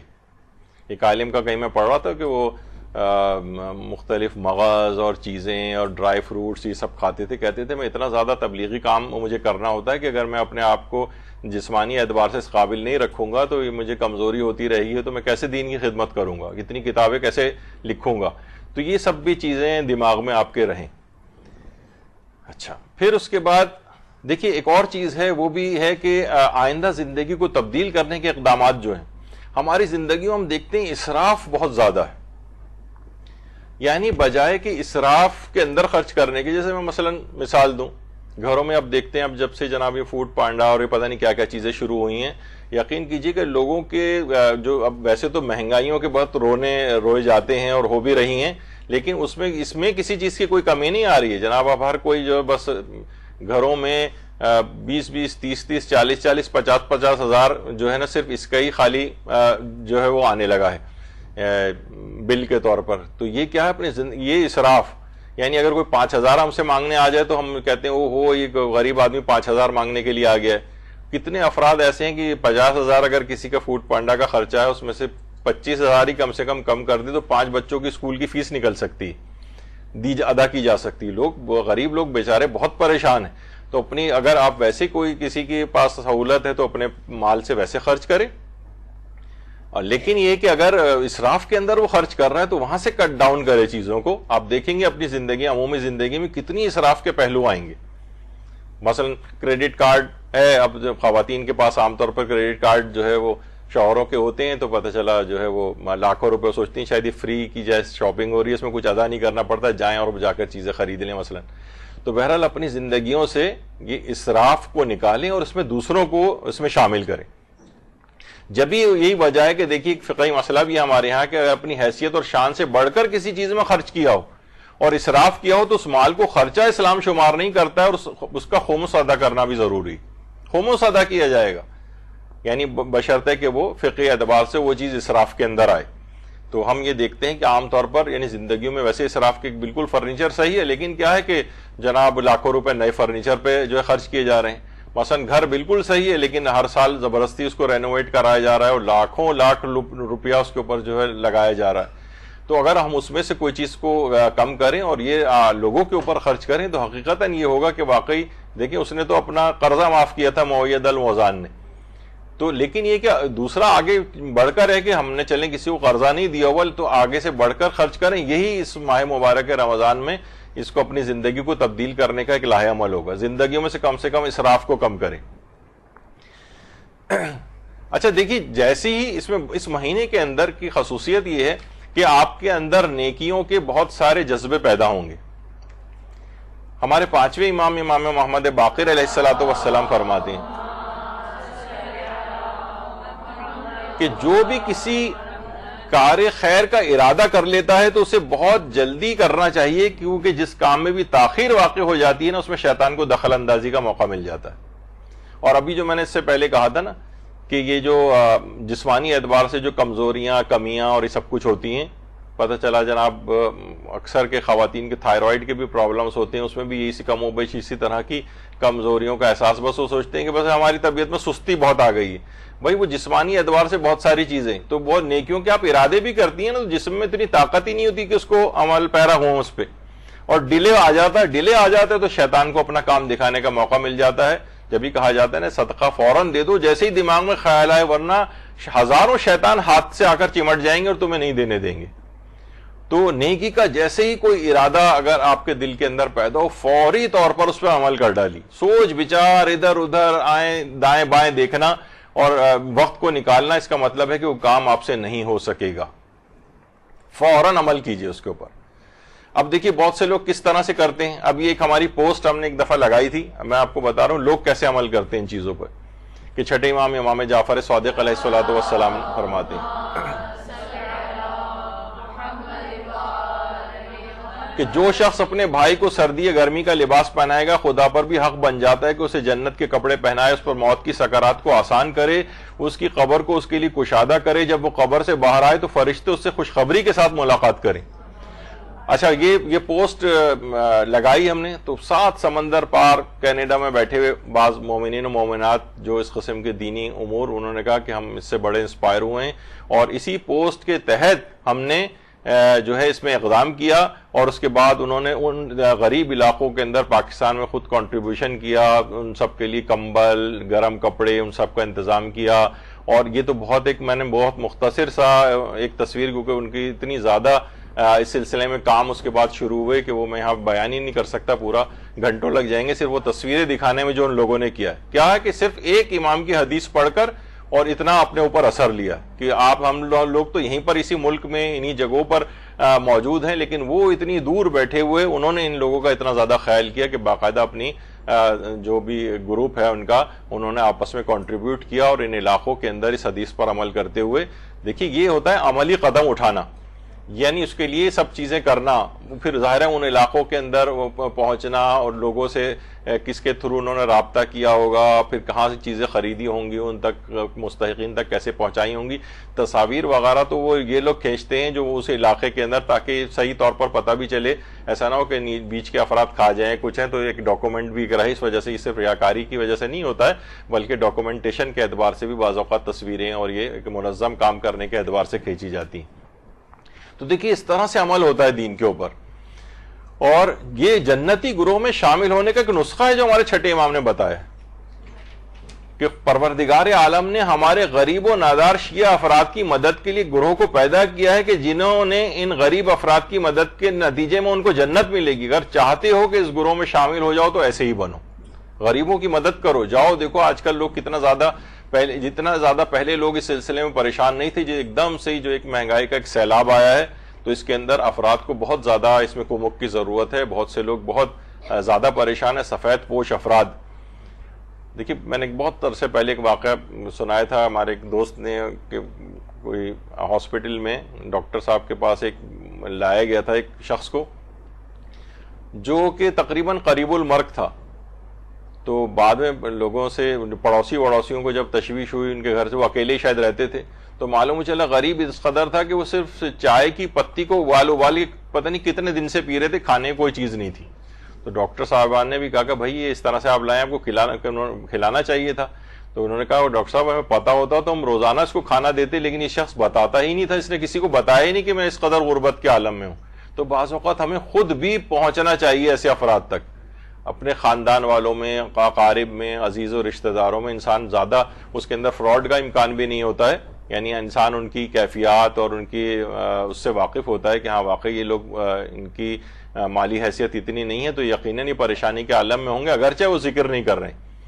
یہ نہیں کہ ہمیشہ لوگ ہاتھ پھیلا کے آپ کے سامنے اپنی پوری عزت لا کے رکھ دیں، اس کے بعد ہم اس میں سے چند سو روپے ان کو دے دیں اور خریدار بن جائیں ان کی عزت کے. نہیں، خود ان تک اپروچ کریں. آپ سارے ائمہ کی سیرت میں ملتا ہے شہادت کے بعد تقریباً ہر ائمہ، چوتھے امام کا، امام حسین کا اور کتنے اور ائمہ کا، کمر کے اوپر ان کے نشانات پڑے ہوتے تھے، جو کمر پہ لاد کے جو کوئی چیز لے جاتے تھے روزانہ اور غریبوں کی امداد کرتے تھے. یہ اس طرح سے نشان عام طور پر نہیں بنتے، یعنی کتنا وزن اٹھانا اور کتنی کثرت کے ساتھ چیزوں کو لے جانا، تب وہ نشانات بنیں گے. حضرت زہرا کے ہاتھوں پہ جو چھالے پڑ جاتے تھے، اللہم صلی علی محمد و آل محمد، چکی چلا چلا کے وہ فقط 2-3 روٹیاں پکانے سے چھالے نہیں پڑتے ہیں کسی کے، جب کئی 100 روزانہ پکانی پڑے تو پھر ہوتا ہے ایسا. تو بہرحال یہ چیزیں ایسی ہیں کہ ایسے افراد کو کہا جاتا ہے کہ یہ جنتی گروہ ہے جس کا کام لوگوں کی مدد کرنا ہے. تو اس ماہ مبارک رمضان میں یہ ضرور کام کر لینا چاہیے. ایک طرف تو مال کی اتنا زیادہ اہمیت ہے دینے کی، اور ایک ہے کہ سب سے بڑا گناہ یہ ہے کہ مسلمان کا انسان مال ہڑپ کر جائے. بہت ساری چیزیں ایسی ہیں کہ دوسروں کے حقوق لے کر بیٹھے ہوتے ہیں، قرضے لیے ہوتے ہیں اور بیٹھے ہوتے ہیں اور ادا نہیں کر رہے ہوتے. تو یہ خود ایک بہت بڑا، تو اپنے اس چیز کی طرف بھی متوجہ ہونا چاہیے کہ کوئی چیز آپ نے کسی سے لی ہوئی ہے تو وہ اس کو ادائیگی کی جائے. اور یہ بڑے بڑے گناہوں کا کفارہ قرار دیا رسول اللہ نے کہ بڑے بڑے گناہوں کا کفارہ مصیبت زدہ کی فریاد رسی اور درد مند کی تکلیف کو دور کرنا ہے. یعنی ہماری پوری زندگی کتنے گناہ کبیرہ سے عبارت ہے، اس سے اگر گلو خلاصی چاہیے تو اپنے آپ کو مصیبت زدہ اور یہ جو اس قسم کے افراد ہیں ان کو اس سے نکالیے اور اپنا پارٹ پلے کریں. یہاں تک دیکھیے آیت اللہ بروجردی کے متعلق ملتا ہے کہ ایک دفعہ جب بیمار ہوئے تھے تو ہاسپٹل کی طرف سے انہیں مرغ کا جو سوپ ہے وہ لا کے دیا گیا. تو آپ نے فرمایا جب بھی لوگ مریض ہوتے ہیں تو کیا سب کے مالی وسائل اس بات کی اجازت دیتے ہیں، یعنی ہوتی ہے ان کے پاس کہ ان کو بھی یہ چیز پرووائڈ کی جائے کہ آپ بھی سوپ پیجئے؟ اگر ایسا نہیں ہے تو میں بھی یہ سوپ نہیں پیوں گا. اور سب نے بہت کوشش کی لیکن آپ نے وہ سوپ نہیں پیا. کہا کہ جب، اور جیسے میں نے ایک دفعہ پہلے ذکر کیا تھا کہ آیت اللہ سیستانی پورے اس میں جنریٹر جو ہے وہ عام طور پہ وہاں تقریباً آدھے دن وہاں پر لائٹ نہیں ہوتی ہے، یعنی گھنٹوں میں لائٹ چلی جاتی ہے پھر آتی ہے. تو آیت اللہ سیستانی نے، اب مجھے آج کا صورتحال پتہ نہیں لیکن جب تک میرے پاس انفارمیشن تھی کہ جب لائٹ چلی جاتی تھی تو انہوں نے جنریٹر بھی نہیں لگایا تھا اپنے گھر میں. کہا کہ ہر شخص کو کے پاس عراق میں یہ سہولت نہیں ہے. اور میں جس طرح ائمہ کی ہماری سیرت تھی کہ بالکل کمزور ترین افراد کے لیول کے اوپر اپنی زندگی رکھتے تھے، اسی طریقے سے آغا سیستانی نے بھی، جب بھی ان کے متعلق ہم یہ بھی بات بیان کر چکے ہیں، جو ابا آپ پہنے ان کو دیکھتی ہیں 40 سال پہلے انہوں نے خریدی تھی وہی ابا آج تک استعمال کر رہے ہیں. تو بہرحال یہ سب چیزیں ایسی ہیں کہ صرف اس وجہ سے کہ لوگوں کے خیال کی وجہ سے. اچھا ایک اور چیز بھی ہے، دیکھیے زندہ انسانوں پر انویسٹمنٹ کرنی چاہیے، بے جان چیزوں پر نہیں. ہم کیا کر رہے ہوتے ہیں، نئے صوفے خرید رہے ہیں لاکھوں کے، ہم خرید رہے ہوتے ہیں فرنیچر، ہم رینوویٹ کر رہے ہوتے ہیں اپنے گھر کو، لباس نت نئے بنا رہے ہوتے ہیں، جوتوں سے الماریاں بھری پڑی ہیں لیکن پھر آپ جوتے لے کر آ جاتی ہیں نئے. یعنی یہ ان چیزوں کے بجائے زندہ انسانوں کے اوپر انویسٹمنٹ کریں، زندہ انسانوں پر. مثلا بلڈنگز کے اندر خرچ کرتے چلے جا رہے ہیں اور جو ہے مثلا آپ کو کوئی سہولت جو ہے وہ زندہ انسان جو سامنے موجود ہیں وہ بیچارے پریشان ہوئے ہیں اور ہم جو ہے پرشکو بنائے جا رہے ہیں عمارتوں کو خالی. یا مثلا بچے ہیں، جیسے ابھی میں نے مثال دی کہ ہزاروں روپے کے جو ہے وہ صرف اور صرف برگرز اور فرائز اور یہ سب چیزیں کھا رہے ہیں، لیکن جب انہی بچوں کے لیے مثلا ان کی روحانیت کے لیے ہوتا ہے کہ جناب کسی کو ٹیوٹر مقرر کیا جاتا ہے، وہ ہم 1000-1500 سے زیادہ کسی کو دینے کو تیار نہیں ہو رہے ہوتے ہیں. بھائی اچھا سا اس کے لیے دین کے اعتبار سے ہزاروں روپے خرچ کر کے جو اس کے شایان شان بہترین دماغ والا کوئی جو ہے وہ لے کر آئیں آپ، یہ زندہ انسانوں پہ انویسٹمنٹ شمار کی جائے گی. آپ کیا کر رہے ہیں کہ ان چیزوں کے اوپر کھپا رہے ہیں پیسے کو کہ جو کہ یعنی بے جان چیزیں. تو یہ جو زندہ جیتا جاگتا بچہ آپ کے سامنے ہے، اس پہ پیسہ آپ خرچ کریں. اس کو مثلا جتنا یہ پیسہ اس کے اوپر سالانہ اگر برگروں کے اوپر خرچ کیا جا رہا ہے، اس کو سالانہ 2 دفعہ مثلا آپ زیارات کے ٹور پہ، کوئی اسٹڈی ٹور کے اوپر بھیجا جائے. یعنی بہت ساری ایسی چیزیں ہو سکتی ہیں. کبھی انشاءاللہ موقع ملے گا تو اس میں بتائیں گے کہ پیسے کو کیسے دینی اعتبار سے استعمال کر کے قابل عمل بنایا جا سکتا ہے. یعنی آپ کے یعنی اس میں کہا جائے گا کہ زندہ انسانوں پہ انویسٹمنٹ کیا آپ نے، میٹیریلسٹک چیزوں پہ انویسٹمنٹ ہوتی ہے ساری. تو دیکھیے یہ بھی کہا جاتا ہے نا کہ ہم اس غلط فہمی کے ساتھ ہی مر جائیں گے کہ ہمیں یوم حشر پہ صرف کلمہ، نماز، روزہ، حج اور زکاتی کا جواب دینا ہے. غریب افراد کا بھی جواب دینا پڑے گا، اور اپنے مومنین حضرات خاص طور پر. اور یہ سب چیزیں، یہ بہت لوگ پریشانی کے عالم میں. کسی نے بہت اچھا، ایک آرٹسٹ ہے، اس نے ایک پلیٹ بنائی تھی، اس کے اوپر یہ یعنی یہ اس طرح سے پرنٹ ہوا تھا کہ آپ کے بچ جانے والے کھانے کی بہت سارے لوگوں کو ضرورت ہے. یعنی اس پہ لکھا ہوا کچھ نہیں تھا، لیکن یہ کوئی بھی انسان اس پلیٹ میں جب بھی کھانا کھائے گا تو فوراً اس کو آئے گا دماغ میں کہ ارے یہ تو میں اتنا ہی نکالوں گی جتنی مجھے ضرورت ہے. لوگ عام طور پر شادیوں میں کہا جاتا ہے نا کہ اس قدر اپنی پلیٹ میں بوٹیاں جمع کر لیتے ہیں کہ اگر کبھی میز پہ رکھ کے پانی لینے کے لیے جائیں تو لوگ ڈونگا سمجھ کے بوٹیاں نکالنے لگتے ہیں اس میں سے. تو بہرحال عام طور پر اتنا زیادہ اسراف کہ بے تحاشا بچ کے جاتا ہے، بے تحاشا ضائع ہوتا ہے. بچوں کو ہم دیکھتے ہیں کہ پوری پوری پلیٹ بھر کے یا اس طرح سے، اس کے بعد آدھے سے زیادہ کھانا اسی طرح سے، عام گھروں کی بھی بات ہے، تقریبات کی بھی بات نہیں، اسی طرح سے ضائع ہونے لگا ہے. تو بہرحال یہ ایک واضح پیغام ہے کہ اپنی زندگیوں میں اسراف کو کم کرو، اور اس طرح سے جو چیزیں ہیں تاکہ ان میں سے بچ جانے والی چیزیں جو ہیں یہ دیگر لوگوں کے کام آئیں. پھر ایک اور اس سلسلے میں پیغام ایک یہ بھی ہے استقبال رمضان کے اعتبار سے کہ جو بھی آپ کے پاس اللہ کی نعمتیں ان کا بیمہ کیجیے. اس میں بیمے کا طریقہ یہ ہے کہ آپ اس نعمت کو اللہ کی راہ میں استعمال کریں، اللہ کی راہ میں استعمال کریں. مثلا کسی کو لکھنا بہت اچھا آتا ہے تو آپ ایسی اپنے ان رائٹنگ ایسے آرٹیکلز، ایسی چیزیں، کتابیں، کوئی ایسے مواد اس کے اندر لکھیں، کسی جگہ اسے پرنٹ کروائیں. بہت سارے لوگوں میں الگ الگ صلاحیت ہوتی ہے. ہر شخص یہ دیکھے کہ مجھ میں صلاحیت کیا ہے، اس کو اللہ کی راہ میں استعمال کریں. آواز اچھی دی ہے، ٹھیک ہے، نعتیں پڑھیں، قصیدے پڑھیں اور نوحے پڑھیں اس سے. اور کسی کو علم کے لحاظ سے اس کو پاس کوئی صلاحیت ہے تو وہ اپنی اس صلاحیت کا استعمال کرے، لوگوں کو، بچوں کو پڑھائے، قرآن بچوں کو پڑھائیں. اگر کسی کو قرآن بہت اچھا آتا ہے آن لائن پڑھائیں، فری میں پڑھائیں، چلے پیسے لے کر ہی پڑھائیں. اب تو ہر چیز کو یہی کہنا پڑتا ہے نا، پیسے لے کر پڑھائیں، ورنہ ایسا پہلے نہیں ہوتا تھا. اور لوگ قربتاً اللہ بھی بغیر پیسے کے اس طرح سے جو ہے وہ کام کیا کرتے تھے. اب فوراً دماغ میں آتا ہے کہ اگر قرآن پڑھانا ہے تو پیسے کتنے ہوں گے.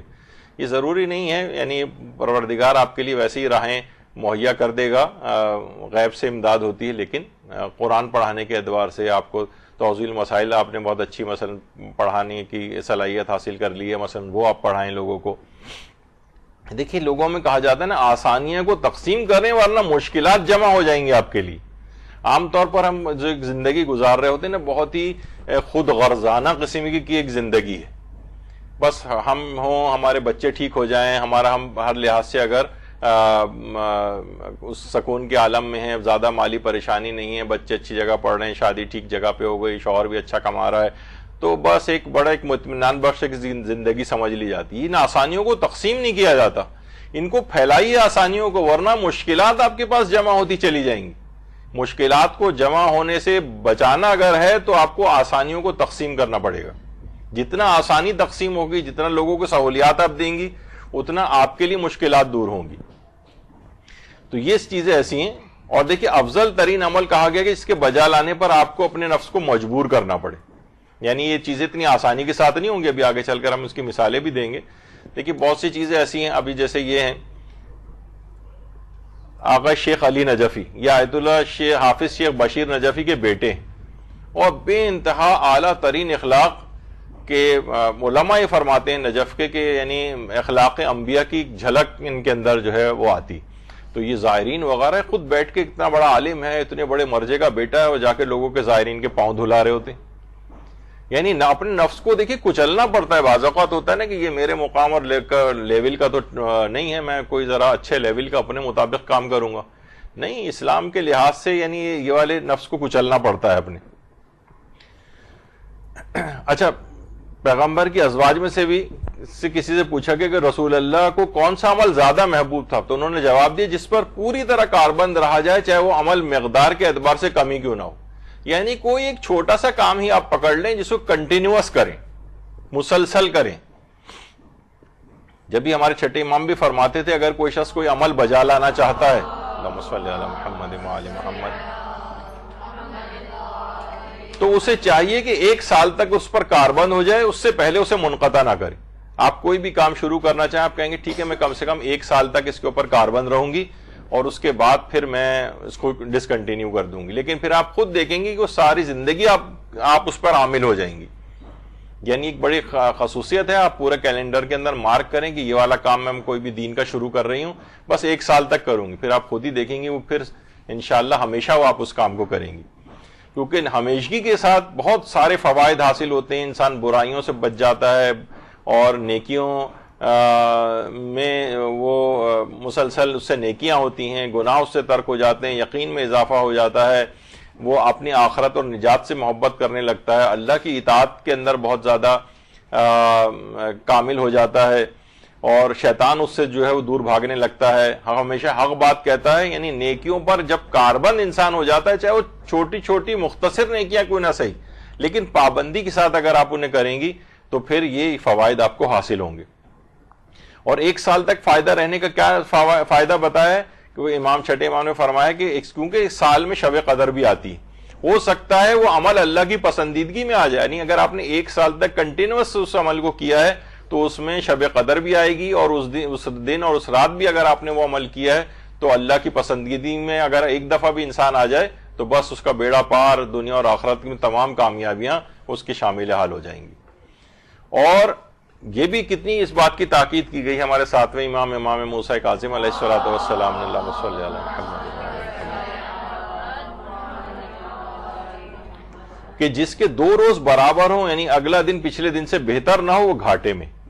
ہمیشہ آپ دیکھیں کہ سابقہ دن کی نسبت آپ کا اگلا دن جو ہے اس سے بہتر ہوا یا نہیں ہوا. نہیں ہوا تو اس کا مطلب ہے کہ آپ نقصان, جیسے کہا جاتا ہے نا کہ جو بہت مالدار ہوتے ہیں وہ کہتا ہے بھائی اس دفعہ مجھے جو ہے نا بزنس میں لاس ہوا ہے, تو لاس سے مراد یہ ہوا ہے کہ جتنا پچھلے سال پروفٹ ہوا تھا نا اس کی نسبت کم پروفٹ ہوا ہے.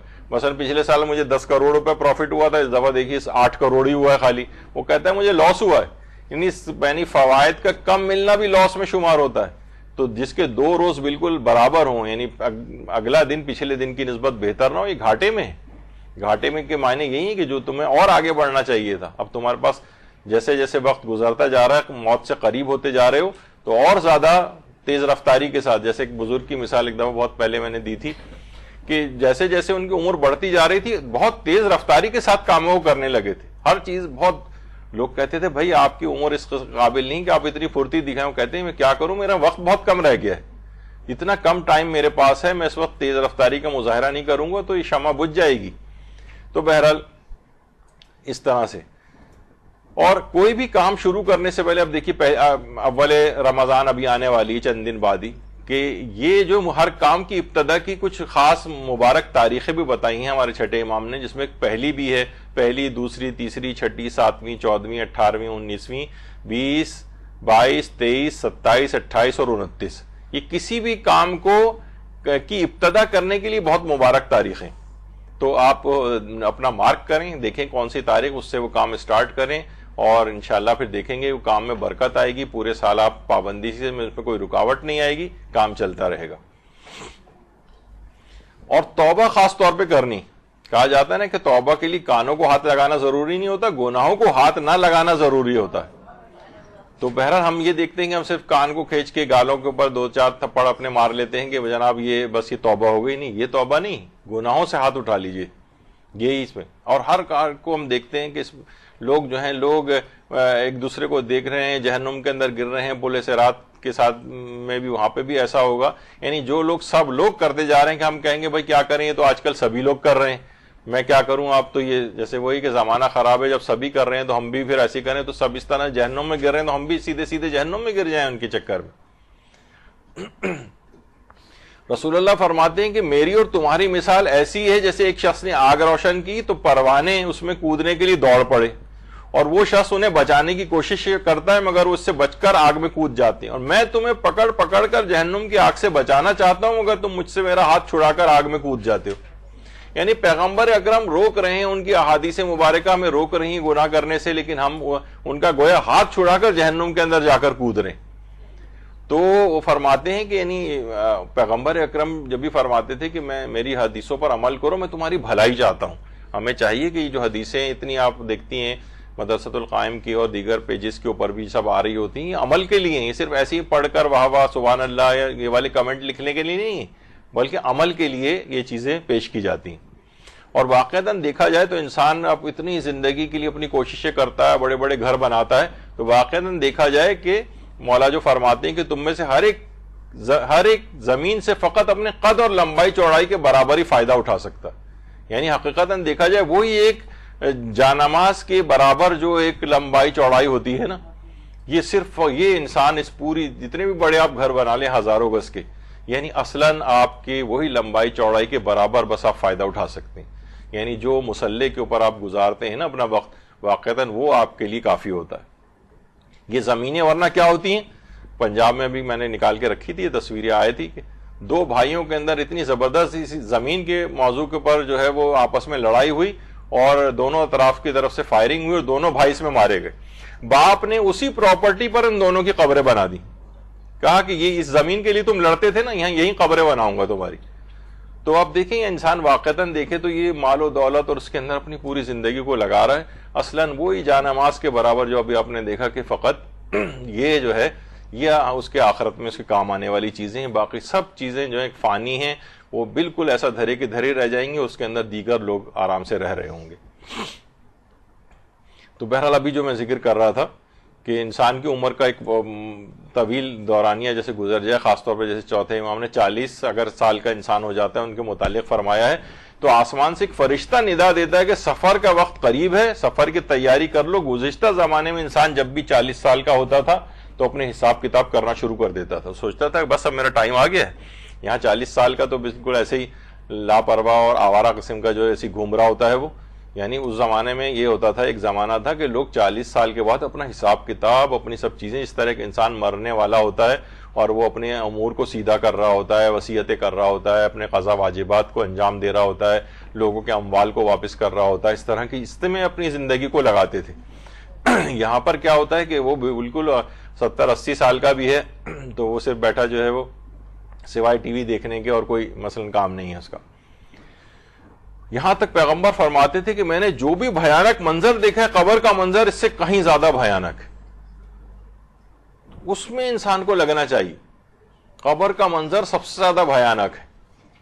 ہم جو ہے وہ دنیاوی چکا چوند کے اندر جو ہے وہ گئے ہوئے ہیں، یہاں کوئی بھروسہ نہیں ہوتا ہے زندگی کا۔ کہا جاتا ہے نا کہ سب سے غافل ترین شخص وہ جو ہے موت کا ذکر زیادہ سے زیادہ، سب سے عاقل ترین شخص وہ ہے جو موت کا ذکر زیادہ سے زیادہ کرتا ہے، تم میں محتاط ترین وہ ہے جو موت کے لیے زیادہ تیاری کرتا ہے۔ یعنی اگر کوئی کہا ہے نا بھائی یہ آدمی بڑے محتاط ہیں، بڑے شریف شہری ہیں اور بڑے کوئی غیر قانونی کام نہیں کرتے ہیں، تو یہ دیکھا جائے تو ان کو اصلاً یہ ہونا چاہیے اللہ کے مقابل کے جو بارگاہ میں شریف مومن یا شریف شہری جو ہے جو کہ حرام اور گناہوں سے اپنے آپ کو بچائے، موت کی زیادہ سے زیادہ تیاری کر کے رکھے۔ یعنی عاقل وہ ہے جو زیادہ سے زیادہ ذکر موت کرے۔ اچھا ذکر موت کے معنی تسبیح لے کے موت موت موت پڑھتے رہیں اس کے اوپر، مقصد ہے کہ اس کی تیاری۔ محتاط ترین بھی جو ہے وہ بھی تیاری کرتا ہے، اور عاقل ترین وہ ہے جو ہر چیز میں نگاہ عبرت سے چیزوں کو دیکھتا ہے کہ کل کو یہ مثلا بازار سے گزر بھی رہی ادھر ادھر، آپ کہیں گے کل کتنے افراد جو تھے جو پچھلے سالوں میں زندہ تھے اور وہ آج ہم دیکھتے ہیں کہ بازار ویسے کے ویسے ہی ہیں، لیکن وہ لوگ نہیں، ہم بھی اسی طرح سے کل نہیں ہوں گے اور یہ بازار ایسے ہی سجے رہیں گے، لوگ ایسے آ جا کے خریداریاں کر رہے ہوں گے۔ تو بجائے اس کے کہ ان کے اندر گم ہو جائیں، ان سے نگاہ عبرت کو حاصل کریں۔ اور یہ بھی فرماتے تھے کہ موت سے پہلے زیادہ راہ حاصل کر لو، حضرت امیر فرماتے تھے، اور ان سے عبرت حاصل کرو جنہوں نے زندگی کو ضائع کر دیا۔ ایسا نہ ہو کہ عبرت حاصل کرنے والے تم سے عبرت حاصل کریں، یعنی تم عبرت حاصل کرو اور اپنے آپ کو بہتر بنا لو۔ آپ دیکھتی ہیں نا واقعتاً دیکھیں کہ انسان جو ہے یہی تصویر کے لحاظ سے بھی اگر آپ دیکھیں کہ کچھ عرصے بعد ہی ہر ایک کی زندگیوں میں اس قسم کی چیزیں آئیں گی، چیزیں لوگ اس طرح سے اس کی ڈیڈ باڈی کو اٹھا کر رکھ رہے ہوں گے اور ادھر سے ادھر جو ہے وہ منتقل کی جا رہی ہوگی. سب کے ساتھ ہی آئے گا، جو بھی اس دنیا میں پیدا ہوا بالآخر اس کو مرنا ہے. تو بہرحال اس کو یہ ماہ رمضان یہ بڑا ٹرننگ پوائنٹ ہے، اس میں اپنے آپ کو بدل لینا چاہیے. اس کے بعد اگلے مہینوں میں یہ نوبت نہیں آتی. اگلے مہینے جو ہوتے ہیں رمضان کے بعد اس میں ذرا وہ غفلت کے مہینے ہوتے ہیں. یہی متوجہ ہونے کا، یہی انرجی لینے کا مہینہ ہے، اس میں خاص طور پر یہ چیزیں. اور یہ بات یاد رکھ لیجئے کہ اپنے واجبات و فرائض کا خود انتظام کر کے جائیے. بہت اہم بات ہے. دیکھیے ہم لوگ یہ سوچتے ہیں کہ ہم لوگ نا وصیت لکھ جاتے ہیں کہ میری اولاد اس کام کو انجام دے گی. بھائی وہ اولاد کے جو کہ آپ کے کہنے سے اپنی نماز نہیں پڑھ رہی ہے، وہ آپ کے مرنے کے بعد آپ کی نماز کیسے پڑھے گی؟ اس کو آپ اٹھانے جاتے ہیں. وہ نوجوان آج کل جو ہے وہ جھڑک دیتے ہیں کہ ان کو نیند سے نہ اٹھایا جائے. یعنی جو آپ کے کہنے سے اپنی نماز نہیں پڑھ رہے وہ آپ کی نماز کب پڑھیں گے؟ وہ رشتہ دار جو کہ آپ کے ساتھ پورے سال لڑائی جھگڑا کرتے رہتے ہیں، وہ آپ کے مرنے کے بعد کب آپ کے لیے جو ہے وہ تلاوت قرآن کریں گے؟ دیکھا جائے تو بہت سے رشتہ دار تو یعنی ایسے ہیں کہ سال عید بقرعید میں کہیں آپ کی ملاقاتیں ان سے ہوتی ہیں، وہ کب آپ کے لیے کریں گے؟ تو یہ سب چیزیں بات یاد رکھ لیجیے. جو کام کرنا ہے خود کر کے چلے جائیے. اپنی نمازیں اگر آپ کو جو ہے وہ خود ادا کریں، اس کے لیے اگر نہیں ہے تو مالی وسائل مہیا کر کے جائیں. اپنے وصیت تحریر کر کے جائیں کہ مال کا 1/3 میں سے میری قضا نمازیں پڑھوائی جائیں. ابھی تک تو میں نے اتنی پڑھ لی ہیں، اتنے روزے ہیں. اچھا بڑے بیٹے کے اوپر ایک لحاظ سے صرف باپ کی قضا نماز اور روزے ہوتے ہیں واجب، لیکن مالی جو مالیات کی مثلا کفارے ہیں وہ بڑے بیٹے کے ذمے نہیں ہوتے. تو کفارے وہ تو یہی پوچھے گا کہ بھائی یعنی وہ نہیں کفارے ادا نہیں کرے گا. وہ تو صرف بہت ہوا تو میں نے یقین کیجئے کہ ایسے اولادوں کو دیکھا ہے جو باپ جب بیمار تھا تو بڑے بڑے ڈائلاگ بول رہے تھے، فلمی ڈائلاگ، اور جب انتقال ہوا باپ کا تو مشکل سے 1 مہینے کی نماز اور روزے کروائے. اس کے بعد ایسا بھول کے بیٹھے کہ اس کے بعد کبھی قبرستان بھی جب کبھی میرا جانا ہوتا ہے، میں اکثر وہاں 90% سے زائد قبریں ایسی ہیں کہ جس پہ لگتا یہ ہے کہ ان قبروں کے حال سے کہ یہاں سال سے ایک آدمی بھی نہیں آیا ہے. تو بہرحال یہ سب انسان کو چاہیے کہ اپنے واجبات و فرائض کا انتظام خود کر کے جائے. یہ اپنے کفاروں کے پیسے خود ادا. میرے رشتہ دار تھے کہ انہوں نے اپنی نماز وحشت قبر کے لیے بھی ایک جیسے کہ اس میں ہے کہ 40 لوگوں کے لیے یعنی اجارے کے اوپر بھی اگر 40 افراد نہیں ہیں تو ان سے اجارے کے ذریعے جو ہے وہ نماز وحشت پڑھائی جائے. تو وہ اپنے مال کے 1/3 میں سے انہوں نے باقاعدہ وہ رقم جو ہے میرے پاس ہی رکھوائی تھی کہ یہ میرے جب میں مر جاؤں تو اس سے 40 افراد مدرسے کے جو بعض طالب علم ہوتے ہیں ان سے جو ہے اب اجارے کے اوپر پڑھوا دیجیے گا، اور یہ اور مختلف کفارے سب چیزیں. تو اپنے واجبات و فرائض کی یقین جانی کہ ابھی جتنے بھی آپ کو بہت قریبی افراد ہیں یہ لوگ بہانے تلاش کر رہے ہوتے ہیں. مثلا اکثر کہتے ہیں کہ جیسے آغا سیستانی کا بھی مسئلہ ہے والد کے لیے کہ باپ نے وہ نماز و روزے جو نافرمانی میں اس نے اپنے قضا کی ان کی قضا کرنا واجب نہیں. اور مراجع تھے جیسے آغا خوئی وغیرہ وہ کہتے تھے احتیاط واجب ہے کہ وہ بھی بڑا بیٹا ادا کرے، لیکن آغا سیستانی تو ان کو یہ والا وہ تلاش کر رہے ہوتے ہیں کون سا ایسا طریقہ ہے کہ جس میں مجھے والد کی نمازیں نہ پڑھوانی پڑے یا روزے نہ رکھوانے پڑے. وہ ٹھیک ہے شریعت کے اعتبار سے وہ اپنا ایک حل نکال رہا ہوتا ہے، لیکن یہ تو اولادیں جن کے اوپر انسان پورا اپنے آپ کو جھونک دیتا ہے، اپنی ساری زندگی کما رہا ہوتا ہے انہی کے لیے، تو وہ ان سے اس طرح سے بس ایک سائیکی ہے. یہ آخری زمانہ ایسے افراتفری کا دور ہے، پرانے ادوار اس طرح کے نہیں رہے ہیں. تو ان کے اوپر کوئی انسان ٹرسٹ نہ کرے. ان چیزوں کے اوپر اپنے واجبات خود ادا کریں، اپنے فرائض خود ادا کریں، اور خاص طور پر اپنے مالی واجبات آپ خود ادا کر کے جائیں.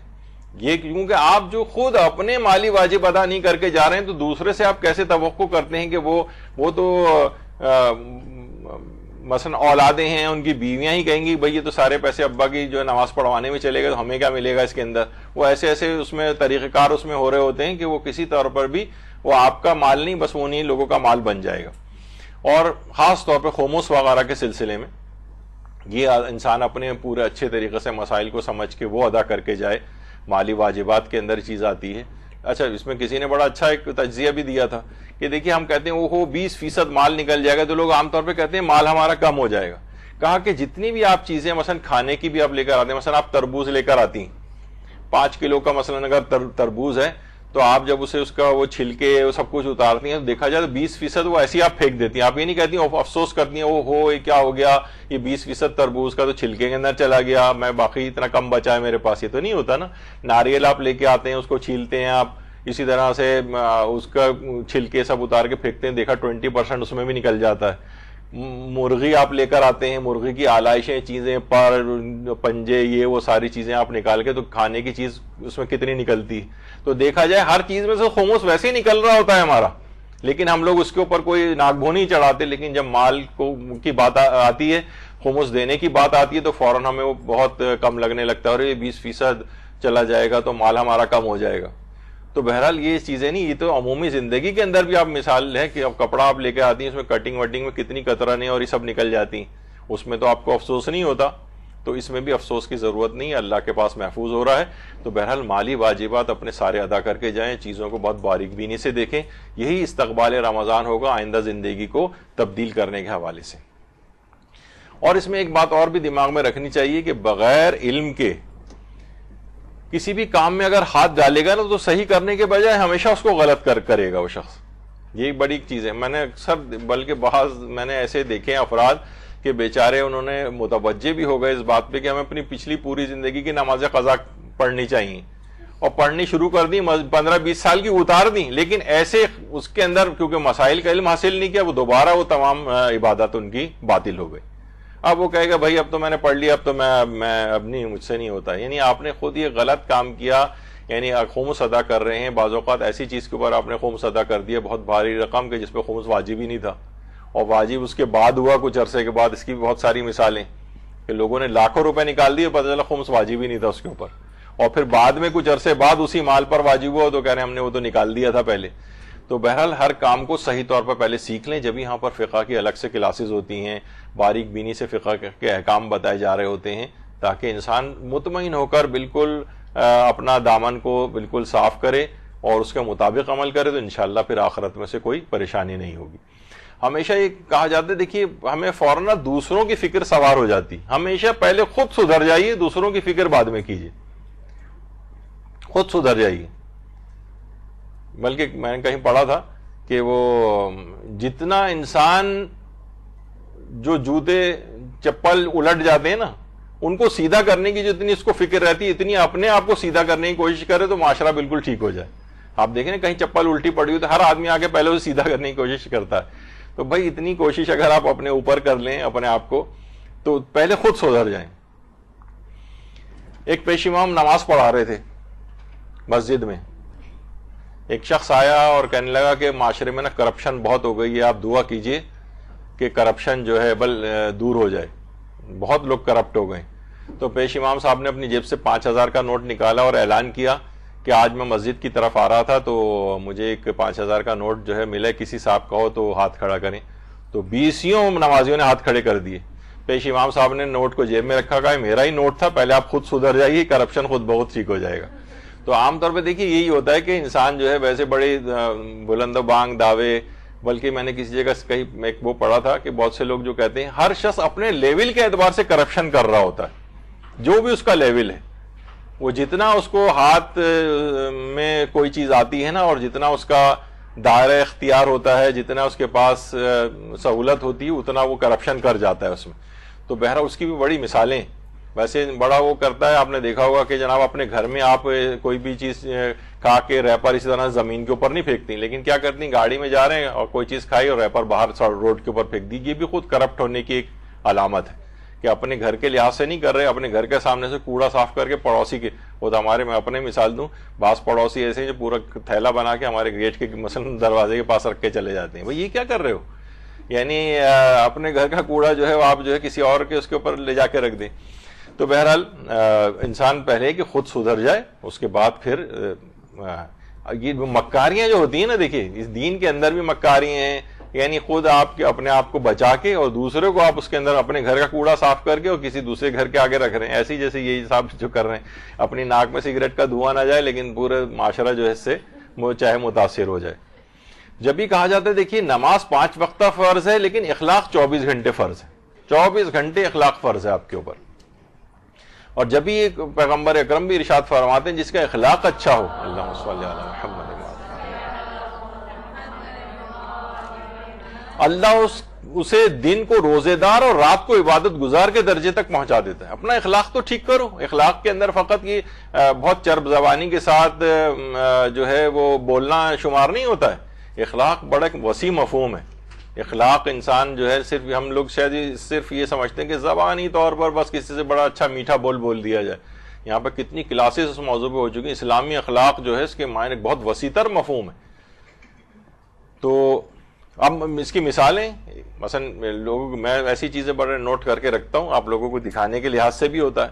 مثلا ایک شخص کے نے گھر پہ رنگ کروا رہا تھا، ظاہر چھوٹے چھوٹے گھر ہوتے ہیں، اب معلوم ہے کہ پڑوسی کی گاڑی نیچے کھڑی ہوئی ہے اور ان کی گاڑی پہ چھینٹیں وغیرہ جائیں گی، تو انہوں نے پلاسٹک لا کر اس کے اوپر کور پورا چڑھا کے تاکہ اگر کوئی بھی چھینٹ آئے تو ان کی گاڑی پر اثر انداز نہ ہو۔ یعنی اخلاقیات کا ایک تقاضا ہے، دوسرے کا خیال رکھنا ہے۔ اب خود دیکھیں پڑوسی جو یہ آ کر دیکھے گا کہ اس شخص نے یعنی میری گاڑی کو بچانے کے لیے الگ سے پلاسٹک خرید کے لایا کہ میری گاڑی، تو کتنا اس کے دل میں اس پڑوسی کی بھی اہمیت اور محبت پیدا ہوگی، وہ نقصان آئندہ خود بھی آپ کو نہیں پہنچائے گا۔ تو یہ معاشرہ اس طرح سے ترقی کرتا ہے۔ کہا جاتا ہے نا کہ وہ بزرگ جسے پتا ہے کہ یعنی اس وقت ترقی معاشرہ کرتا ہے کہ کوئی بزرگ جسے پتا ہے کہ میں اس درخت کے سائے میں نہیں بیٹھ سکوں گا، مر جاؤں گا جب تک کہ 10 سال میں درخت بڑا ہوگا، لیکن پھر بھی وہ پودا لگا دیتا ہے۔ تو معاشرہ ایسے افراد سے ترقی کرتا ہے کہ اسے پتا ہے مجھے فی الحال اس سے کوئی فائدہ نہیں ہوگا، بلکہ بظاہر نقصان ہی ہے، لیکن معاشرہ اس سے ترقی کرے گا ان اعمال سے۔ جیسے پلاسٹک خرید کے لایا ہوا 200-300 روپے کی تو ہوگی مثلا یہ، لیکن کیا ہے کہ کم سے کم پڑوسی کی گاڑی خراب نہ ہو۔ یہ بھی ایک دفعہ میں نے پہلے دکھایا تھا کہ جناب وہ وہیں پارکنگ کے اندر ہوتی ہے، بعض اوقات ٹکرا بھی جاتی گاڑیاں، لوگ تو چھوڑ چھاڑ کے بھاگ جاتے ہیں، کسی کو پتہ ہی نہیں۔ اچھا اگر گاڑی کا شیشہ بھی ٹوٹ گیا، یعنی جس نے اپنی ٹکرائی تھی موٹر سائیکل اس سے، وہ اس گاڑی اس کی موٹر سائیکل جو کا شیشہ ٹوٹ گیا اس کے اندر پیسے رکھ کے چلا گیا کہ یہ پتہ نہیں کب آئے کب ہو، تو کم سے کم اتنا ریپیئرنگ میں اس کے ہوگا، تو مجھ سے غلطی ہوئی تو وہ پیسے اس کے۔ یہ بھی اخلاق ہے۔ دیکھیے اخلاق کا ایک خاص تقاضا ہے معاشرے کے اندر سے۔ کرپشن اسی وقت ختم ہوگا کہ جب یہ انسان اس طرح کے اخلاق کو اپنائے گا، معاشرے اسی سے ترقی کرتے ہیں۔ تو بہرحال یہ چیزیں ایسی ہیں، اور یہی وجہ ہے کہ روایات میں ملتا ہے کہ عہد رسول خدا میں ایک شخص مر گیا۔ چھٹے امام نے جملہ ارشاد فرمائے، اللہم صلی علی محمد۔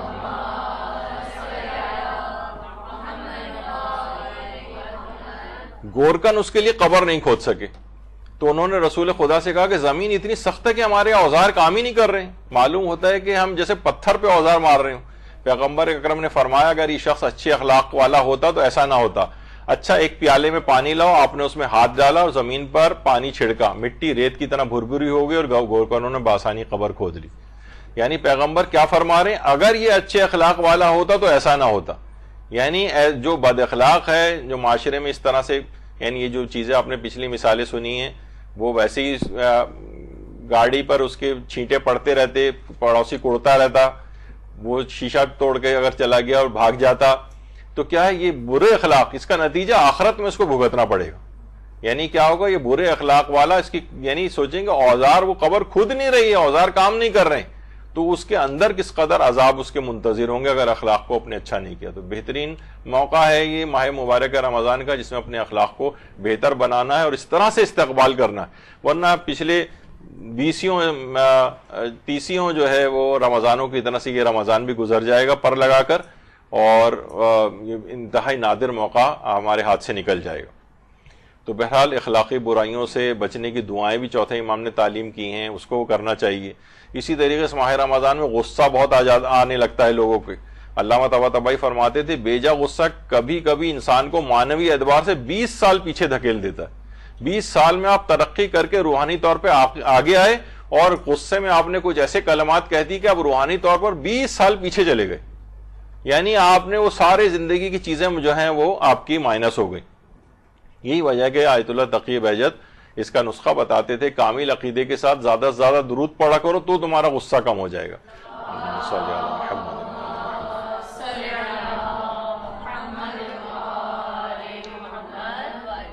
اور دوسری ایک اور چیز بھی، فضول گفتگو سے اپنے آپ کو بچائیں۔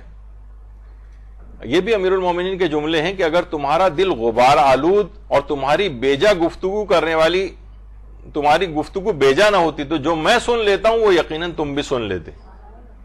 یعنی اس کا مطلب کیا ہے کہ دل غبار آلود ہیں، اس کے اندر کدورتیں ہیں، غیبتیں ہیں، لوگوں کی برائیاں ہیں، اور بے جا گفتگو، فضول گفتگو. کتنے لوگوں کا آپ محفلوں کے اور اس کے اندر جائیں، ادھر ادھر کی باتیں، ایسی فضول باتیں کہ سننا، نہ آخرت کا کوئی بھلائی نہ کسی اور چیز کی، بس گھنٹوں جو ہیں بیٹھ کے جو گفتگو کر رہے ہیں. تو نتیجہ پھر یہ کہ روحانیت میں کمی واقع ہو گئی. امیر المومنین فرماتے ہیں کہ یعنی میں جو سن سکتا ہوں وہ تم بھی سن سکتے اگر تم یہ دو چیزیں، تمہارے دل غبار آلود نہ ہوتے اور تمہاری بیجا گفتگو نہ ہوتی.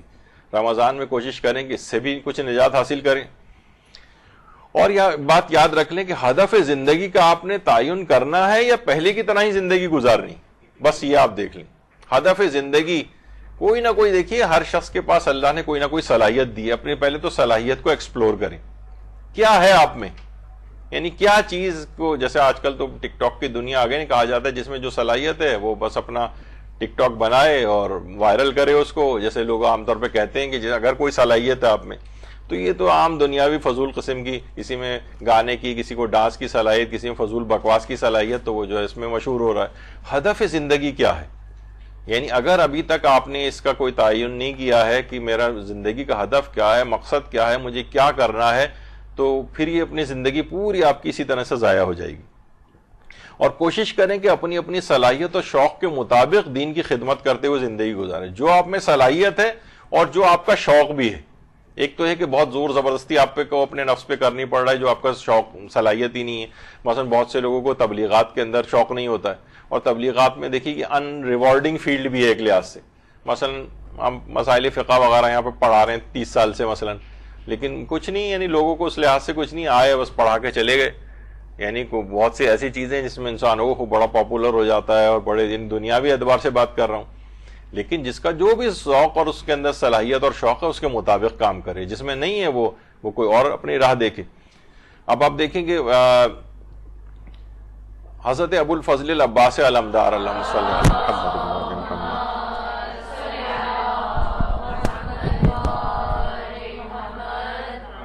ان کے روضے سے متصل بہت سارے تعلیمی ادارے بھی ہیں. تو اس میں 1600 لڑکیوں نے 1600 لڑکیاں 1600 انہوں نے جب اپنا وہ پاس آؤٹ کیا، تو اس کے بعد حرم حضرت ابو الفضل العباس میں آ کر انہوں نے ان 1600 لڑکیوں نے باقاعدہ قسم کی اور عہد شرعی کیا کہ ہم قوم و ملت کے لیے اور لوگوں کی خدمت کے لیے اپنی زندگی کو وقف کرتے ہیں. 1600 لڑکیوں نے. تو بہرحال دیکھیے یہی چیز ہے نا، انسان کو اپنا ایک ہدف زندگی جو ہے وہ بنانا چاہیے. کوئی بھی آپ بنا سکتی ہیں. مثلا آپ بچوں کو آپ آ کر پڑھائیں گی جس میں اور زیادہ صلاحیت ہے، وہ بڑی لڑکیوں کو بھی جو ہے وہ ترقی کر کے انسان جو ہے ان کی طرف بھی جا سکتا ہے. اور بہت سارے ایسی چیزیں اس میں انسان کوشش کرے. یعنی کوئی بھی اپنا ہدف زندگی ایسا جو اس کو اللہ کی طرف جو ہے وہ لے جائے. اب چیزیں اگرچہ بہت ساری ہیں، لیکن وقت ہمارے پاس ختم ہو گیا، اور مجھے بھی سمجھیں کہ تقریباً شاید آدھا گھنٹہ اور ہوتا تو میں اس کو مزید مکمل کرتا. لیکن بہرحال تھیم آپ کو جو پتہ چل گیا کہ ایسا آپ کو استقبال ماہ رمضان کرنا ہے کہ آئندہ زندگی میں اس کی ایک ریفلیکشن نظر آئے کہ آپ نے اس رمضان سے کچھ حاصل کر لیا ہے، کوئی ہدف زندگی بنا لیا ہے. غریبوں کی خدمت کے لحاظ سے ہو، علم حاصل کرنے کے اعتبار سے ہو، عبادات کے اعتبار سے، وقت نکالنے کے اعتبار سے ہو. جتنے بھی پوائنٹس آپ نے آج اس گفتگو کے اندر سنے کہ سب سے پہلے انسان اپنے آپ کو درست کرے، پھر معاشرے کی طرف جائے. یہاں پر ہمارا پہلا یہ ہوتا ہے کہ کسی سے پوچھتے ہیں بیٹا بڑے ہو کے کیا بنو گے، تو کہتا ہے ڈاکٹر بن کے انسانیت کی خدمت کروں گا. بھائی پہلے کیا کرو گے؟ عالم بن کر میں جو تبلیغ کروں گا. بھائی پہلے اس میں یعنی پہلی چیز اپنے آپ کو وہ بھول جاتا ہے. یہ نہیں کبھی کہتا کہ مجھے علم حاصل ہو جائے تو میں دین پر بہت اچھی طرح سے عمل کروں گا اور آخرت کو حاصل کروں گا. وہ ہمیشہ دوسروں کے اعتبار سے سوچ رہا ہوتا ہے. پہلے نہیں، پہلے اپنے آپ کو ٹھیک کرنا ہے. اس میں جتنی امپرومنٹ آپ کرتے جائیں گے تو معاشرے کے لیے وہ معاشرہ خود بخود ٹھیک ہوتا چلا جائے گا. تو باتیں بہت سی ہیں، لیکن آپ نے تھیم ماشاءاللہ سے سمجھ لیا ہے. تو اپنے آپ کو اپنی زندگی کا ایک ہدف مقرر کریں، اپنے سوچیں کہ میری صلاحیت میرے اندر یہ ہے، میں اسلام کے لیے یہ کر سکتی ہوں. کوئی بھی نوجوان ہے، آج ہم کسی سے پوچھتے ہیں اس کا اسلامی لحاظ سے کیا کرنا چاہتے ہو، ہدف کیا ہے؟ انجینئر بننا. ہدف کیا ہے؟ ڈاکٹر بننا. ہدف کیا ہے؟ میں MBA کر لوں. ہدف کیا ہے؟ مثلا کسی کا کوئی بزنس ہدف ہوتا ہے. یعنی ان کے اہداف میں کہیں بھی اللہ نہیں ہے.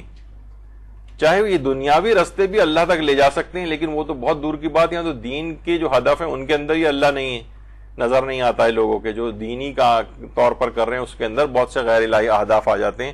تو اس ماہ رمضان میں اپنے آپ کو بہت صحیح کرنے کی ضرورت ہے. یہ موقع پھر نہیں آئے گا، اس کو موقع کو بہت غنیمت سمجھیے اور ایک ایک لمحہ کشید کیجیے اس ماہ رمضان المبارک سے. ایک چیز آگے ابھی بہت پوائنٹس آنے رہ گئے تھے لیکن آئندہ اتنا وقت بھی نہیں بچے گا. خاص طور پر اس میں آخری بس ایک بات یہ کہوں کہ آج سے ہی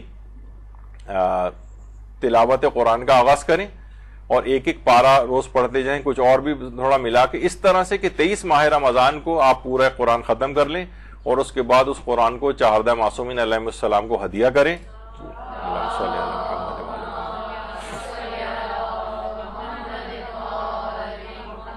یعنی اب سے جو پڑھتی ہوئی جائیں تو 23 رمضان کی شب یعنی شب 23 جو شب قدر، اس میں وہ قرآن ختم ہو جائے، چہاردہ معصومین کو ہدیہ کریں، ان کی بارگاہ سے جو بھی ثواب اور فوائد حاصل ہوں وہ تمام مومنوں مومنات کے اوپر تقسیم کر دیں ان کو بھی. تو انشاءاللہ آپ دیکھیں گے زندگیوں کے اندر ایک بہت بڑی روحانیت، اور جو لوگ بھی سالوں میں یہ عمل کرتے ہیں ان کی زندگیاں پھر پورے سال جو ہے نا